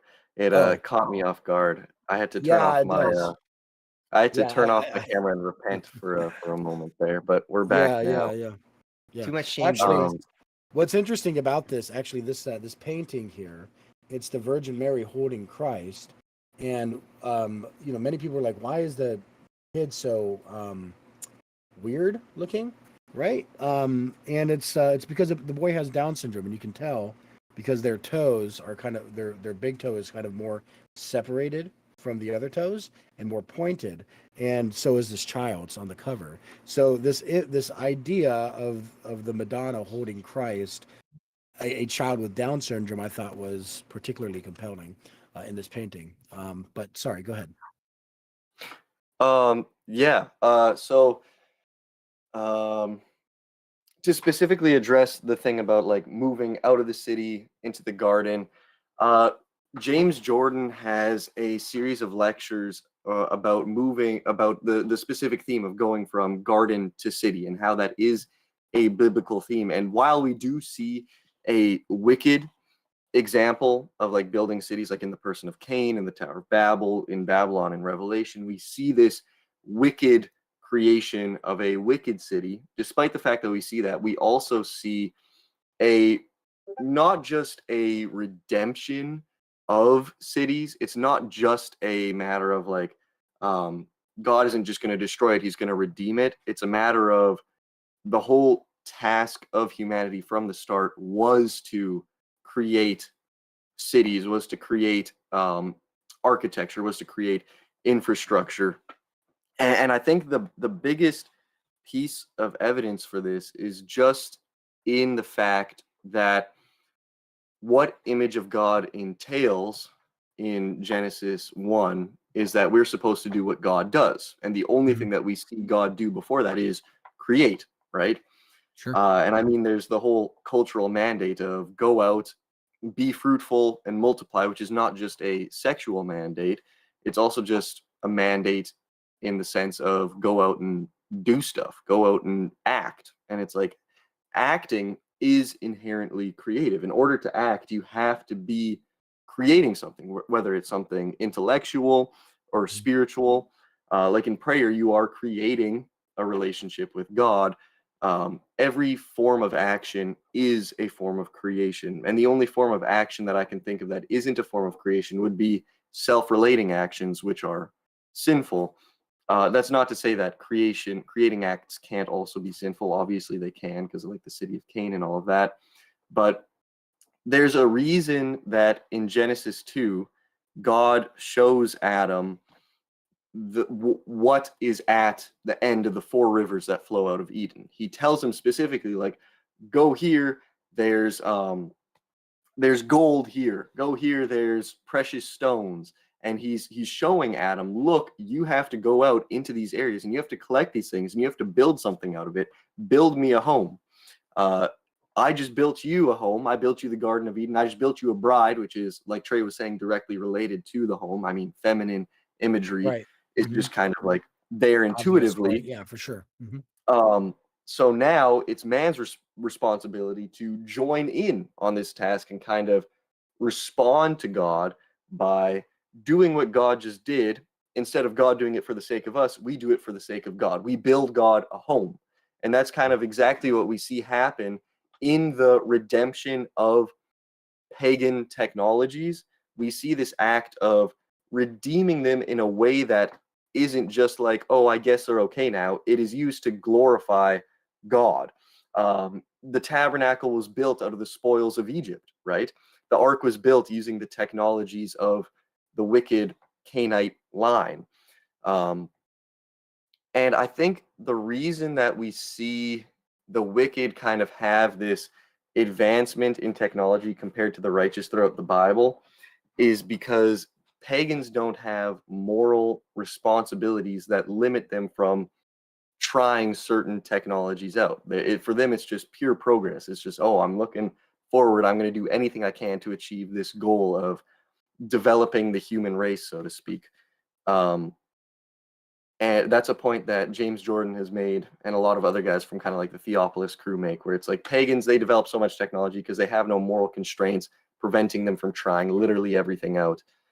But ultimately, all of those garments of skin get shed and transformed into garments of glory. If I could follow up on that, so Saint Ephrem the Syrian makes the point that, and it's not just him, that Adam and Eve were meant to eat the fruit, and they just ate it before they were ready. That was intended by God for them to have, but they just had it before they were prepared for it. And I think it's a similar thing with technology. Because technology is basically knowledge of the created world and its inner workings, and like Trey pointed out, knowledge of the tree of the knowledge of good and evil is a merism. It's knowledge, as such, because good and evil are the two poles and kind of knowledge, and everything in between. So I would say that. I would also say Pageau makes the point a lot that symbolism isn't moral. Primarily, it has moral dimensions, but those are downstream from a kind of more ontological dimension, like we said earlier in the chat. There's also I'll say this. I think you'll be interested in some of the stuff that'll come out of my channel, Justin, after Posca, because the second video on my channel is going to be a video on this subject. There's a book me and Sarah from Hamilton have agreed to cover together called From Garden to City. It's precisely about basically it's like a biblical theology of technology. So we're going to be covering that. Okay. After my video on the American Revolution, that'll be the second video I cover, and then I'll do some stuff on Russian cosmism and whatever. But yeah, so that's what I would say. And yeah, I mean, Nate's totally on the ball there with the synergy. Man, if man is meant to synergize with God, what does God do? He creates. So man is meant to create and reshape the world, just God reshapes the formless and void waters, the chaos, the pure potentia that he creates when it says God created heaven and earth. There's a direct textual parallel in the cultural mandate of man and the initial creation of heavens and earth by God, and I can't remember exactly the verses, but the problem with the earth when it's created is that it's formless and void, and then there's another problem listed in Genesis 2. Genesis 2 isn't like a second creation narrative. It's just zooming in onto the sixth day. And it says something along the lines of how there was no shrub on the land and there was no one to till the ground, which mirror the two problems listed in Genesis 1:1, which kind of establishes further this connection between God as creator and man as co-creator, I think. Sure. Does anyone else have any questions? Anyone else got questions for us? Anyone else want to join the stage? We have Nathaniel J. Franco in here, which great name, by the way. Nathaniel is a great name, one of the best names of all time, I gotta say. Yeah, everyone calls me Nate, so. Some people say it's a gift. Yeah. I kind of brainstormed it's more on the side of creation, so I don't know how much direct relevance it has to the stream topics. I kind of brainstormed this with a Russian seminarian out of Moscow. Is it okay to ask this kind of question? It's about creation and like doctrine of creation. We'll probably screw it up, but go ahead. Go for it. Go for it. Well, okay, it's got maybe a little bit meta. So, we see debates between Orthodox and Catholics about divine simplicity. Some Catholics would even insert that the distinction between essence and energy introduces a kind of complexity or composition. And Orthodox would respond and say, well, this isn't really necessarily true. We don't have to maintain such a view of simplicity as to repeat heresy such as what happens with Eunomius. In any case, even if absolute simplicity is a term that may have a negative connotation for some people, it seems like we can all agree that God is absolutely simple. There's no sense that he's really complex or composite. As a corollary, it follows that anything created is somehow, in some real way, composite or complex. And so we kind of been wondering, then what is this basic constitutive element of composition? Like what? So, for example, like St. Gregory of Nyssa offers that maybe even motion or change, and we've even thought maybe non-existence to existence would be this principle of complexity. But I don't know if any of this has any resonance with what you have done in your work, Trey, or if this question kind of makes sense. Like, what would be the basic principle whereby complexity is introduced? Because it can't be this kind of distinction we have, however we want to formalize it or express it between essence and energy and God. But for creatures, it seems like has to be some sort of principle whereby we're made composite or complex. Yeah, I think the answer to that is in Maximus, because I would agree with him. I think this is just Orthodox doctrine. It's the logi. The logi are one. The logi are one logos, right? And the logos contains the many logi. And this means that since we are all patterned upon the eternal divine ideas, the eternal logi, each of us all have, and everything created has a pre-existing, pre-eternal idea, because it's part of the power of God, right? Eternally, God has the power to create, so he has the knowledge of what he can create, and these are the logi. But nonetheless, the way we articulate the unity or the multiplicity in unity of the energies is just, or of the logi, is mutual interiority, right? They all, like, for example, this is more easy to articulate with the energies, and I agree that it's not the distinction between the essence and the energies that's the principle of distinction. It's between the energies themselves, because we believe in distinct energies in a sense, and in that sense is that I don't know, maybe it's just my own limitations, the ability to articulate the actual distinctions, but it's easy to articulate the unity. For example, and this is why I like to frame it in terms of mutual interiority, is think about the energy of joy. Let's just say God is joyous. Why? Because God eternally delights in the Trinity, and the energies are the energies of the Trinity. They are the content, the inner life of the triune communion. Um, why can we not say that joy is one separate substance, and then let's say the divine energy of being is another? Aside from all the theological problems this would have with divine simplicity and stuff, well, it's that in order for joy to be joy, it must also be being. Joy is not joy if it doesn't exist.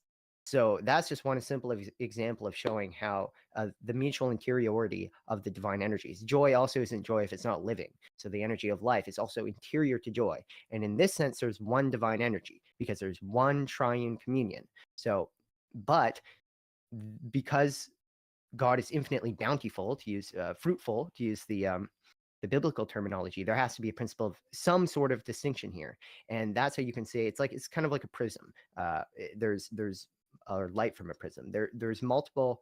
It's one light, right? One energy, yet it's many as well. It's one in many, and that's how we would articulate it. So when we talk about the distinction between creatures, like how we get distinction in the first place is because distinction pre-eternally exists in God, obviously between the three persons, but also between the logi. The logi are distinct yet one. They are one logos. They are all the logi of the one logos, and that's why we all have one end.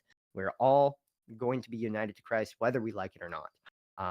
And that's because the very being, the pattern of our being, is the logi of God, which are our divine ideas, the patterns upon which we were created. So I don't know if anyone else has anything to say on that, but I would say that the answer to your question is in St. Maximus, as many answers to many questions are. You mentioned divine joy. I want to mention something from, I've been reading David Hart's book, The Experience of God Being Consciousness Bliss, where he basically says God is the infinite source of, God is absolute being, consciousness, and bliss, right? You know, the eternal being, the eternal consciousness of being, and the eternal rejoicing in that being. But he has this great thing that relates to what we were talking about with Justin, the idea of like a childlike wonderment. He has a section early in the book where he's talking about how he'll have this experience. There's this kind of experience we can have where basically our knowledge of what things are and that things are kind of decouple, and we see that none of this needs to exist. It's all gratuitous. It's all nothing in what things are explains that they are in the world, and you just enter into this state of just unmediated kind of wonder. And I think that's part of what is being indicated in the Dominical sayings about you must become like little children. And so since you just mentioned divine joy, that recalled that to my mind, and I wanted to mention that because I think that's a good essence and existence decouple, and you see that everything is utterly gratuitous and requires something outside of itself.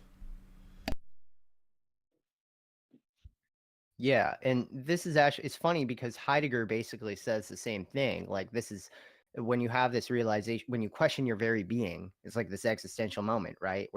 But for Heidegger, because he doesn't have Christ, it's just that's what causes anxiety, right? For him, and anxiety is understood in a very specific philosophical sense for Heidegger. But it's like, yeah, when you realize this pure contingency, ultimately you can either go the route. I think ultimately it's just if everything is contingent, that means everything is random. There's no meaning to anything, or it's contingent because it is there is actually a meaning, but it's not a meaning that comes from you. And it's a meaning that you stand before in wonder. And Hart has so many great passages about wonder and yeah, the gratuity of creation. So does our boy DC Schindler, because Plato obviously talks about wonder a lot, and Schindler is the Plato scholar of the century. Yeah, it's But interesting you mentioned yeah. Schindler because this question was motivated by my friend's reading of Dr. Eric Pearl, right, who's his Hmm. mentor, right? So he's kind of getting tripped up on is this notion that St. Greg and Nyssa could say that it's this aspect of change, right? But I think what you said about the Logi maps onto kind of what I thought was a response. So it's something to chew on, and we'll see what else develops from there. And since you mentioned Gregory of Nyssa, To answer the question. Yeah. so since you mentioned Gregory of Nyssa, I'm going to shill the Telosbound Institute again, specifically the book club. So in about a month after Pascha, we have the VIP book club, Telosbound book club coming up. It's going to 101 books we're going to cover. It's going to take a while, but all of the books are bangers. I have been meticulously selecting this list of 101 books for months now, and it is like a goated list of books. Like, and you mentioned Eric Pearl. We're going to be reading Eric Pearl, Theophany. We're going to be reading Alexander Golitsyn. It's basically a chronological VIP reading list, starting from like the Apostolic Fathers, going through Justin, Irenaeus, Melito of Sardis, Origen. Then we're going to do like the Desert Fathers and like the Cappadocians, Ephraim the Syrian, Augustine, Isaac the Syrian. We're going to do like a lot of obscure stuff too. We're going to do like Richard of St. Victor. We're going to do Bulgakov. We're going to do and it's interspersed with like saints' lives too. So it's not just like theology. It's meant to acquaint you with like it's basically meant to form you into like a literate person. In like Christian subjects, it's both meant to be kind of comprehensive and to cover like most of the spheres of inquiry regarding like Christian literature and whatever, but it's also meant to accentuate certain things that are not covered often. So we're going to do like Augustine's commentary on the Psalms, which is like one of his least read books, despite it being the work he spent the most time on, and it's the longest. Right. We're not going to do all of it because that's 3,000 pages, but W. St. Augustine, I mean, he wrote like copiously. But yeah, so we're just going to do a lot of awesome stuff. We're going to do Eriugena, John Scotus Eriugena, Meditations on the Tarot, all of Staniloi's Experience of God. We're going to do Olivier Clement, Zazoulis, some Hart stuff, George MacDonald. It's just going to be awesome. Swarovski in there? We have Father Matthew Baker's book, Right. and he's a Florovskian. So we have plenty of the neo-patristic guys between him and Nathaniel says Staniloy. you gotta run. Peace out, bro. Peace. Yeah. Peace. Yeah. Peace. Yeah. So it's approaching my bedtime too. yes, we're gonna end it soon, but yeah, My bedtime was 4 hours ago. yeah, you gotta get up and work in the mines, bro. You gotta start hammering on that railroad, dude. It's the 19th century for you. I'm sorry.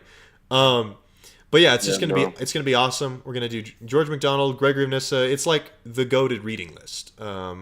So all the coolest people, like even like Thomas Traherne, Centuries, like we've got the metaphysical poets. It's just gonna be awesome. So you guys should become patrons of either Seraphim Hamilton or Trey Telosbound if you haven't already, or both, and get up in here and participate in the VIP book club with us. It's gonna be a great time. It's going to be, and also all of the sessions, all the book club sessions will be recorded and available to paid supporters of Telosbound and Seraphim Hamilton.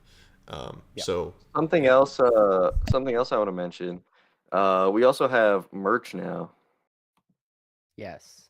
I will get I'll get a link, and I'll put There's it a link in in the YouTube description. Okay. Link in the Anagogia description. apparel. The stuff There's that's also up a there right link. now is only available for a few weeks. So if you like those Yeah. designs, you gotta get them Get it now. while get it while it lasts. And to everyone who was in here, we will be sending you a hoodie of your choice, as promised. And there is a link to Justin's channel, which he doesn't just run it by himself. There's a crew behind Archangels Media, but we got a link to Archangels Media in the description as well. Make sure to subscribe to them. They are great guys doing great work and really aligned with what we're doing here. So if you like what we're doing, you'll probably like what they're doing as well. They've got a community, they've got stuff. Justin, maybe if you want to take 20, 30 seconds to. Yeah. So really, the heart of our community is a book club as well. We're a bit smaller, so I don't think anyone would pay for us. Not yet. We'll see what happens. But right now we're reading through Andrei Orlov's book, The Image of the Invisible God. This is the part of the Theophany school that it was part of Marquette, connected to His Eminence Archbishop Gallitzin. So it's very exciting. Actually, Cornell and I have really put our back into the last presentation in particular, try to increase our quality. So if you're interested in Slavonic pseudepigrapha and how that relates to the image of God, and particularly how that relates to Christian perspective, basically how it is that Jews were able to worship a man without denying their monotheism, and the historical trajectory behind that. It's called the Two Powers framework. Come check us out. Yeah, I'm doing a short. I wrote that down as a topic for a future short. The Two Powers, and I know that will do well because it's very, very. I already know the clickbaity title. The Jews believed in the Trinity. Yeah. I will say Andrei Trinity Orlov was is a baller scholar, and he covers all the best stuff. And basically Jews did believe in versions of the Trinity before the destruction of the Second Temple. Check it out. Yeah. Archangels Media. Philo of Alexandria is very explicit on that. So. Yep. Yeah. Well. Okay. Well. Thank you guys for watching, and thank you especially the people who are in the server right now joining us. This is great. I think in the future, if we have like 30 people, it would be very long. That's what I'm thinking. That's what I've learned from this. So we'll figure something out about that. But I really do appreciate all of you guys being here, and no super chats today, but thank you to everyone who watched. We had a decent amount of viewers today, so it's good. It's good. And but with that, we will be ending the live stream in 10 seconds because what happens is for some reason the last 5 seconds of the audio cuts off. So if you let it run for just 5 more seconds, then I can Hold cut on. this out. Woody Woo wanted an Onan mention. So right now we're mentioning Onan. Yeah, The Onan. end. Yep. Onan, self-relational. Straight We'll mentions. talk about that later. Yeah. Yeah. All right. We'll talk about that another It's time. important to love yourself, Yeah. Self-love. Max Smith calls that the essence of sin. Okay. Thanks again, guys. Good night. And we will see you next time on Babylon is Fallen. Love you all. Babylon is Fallen, Christ is Risen.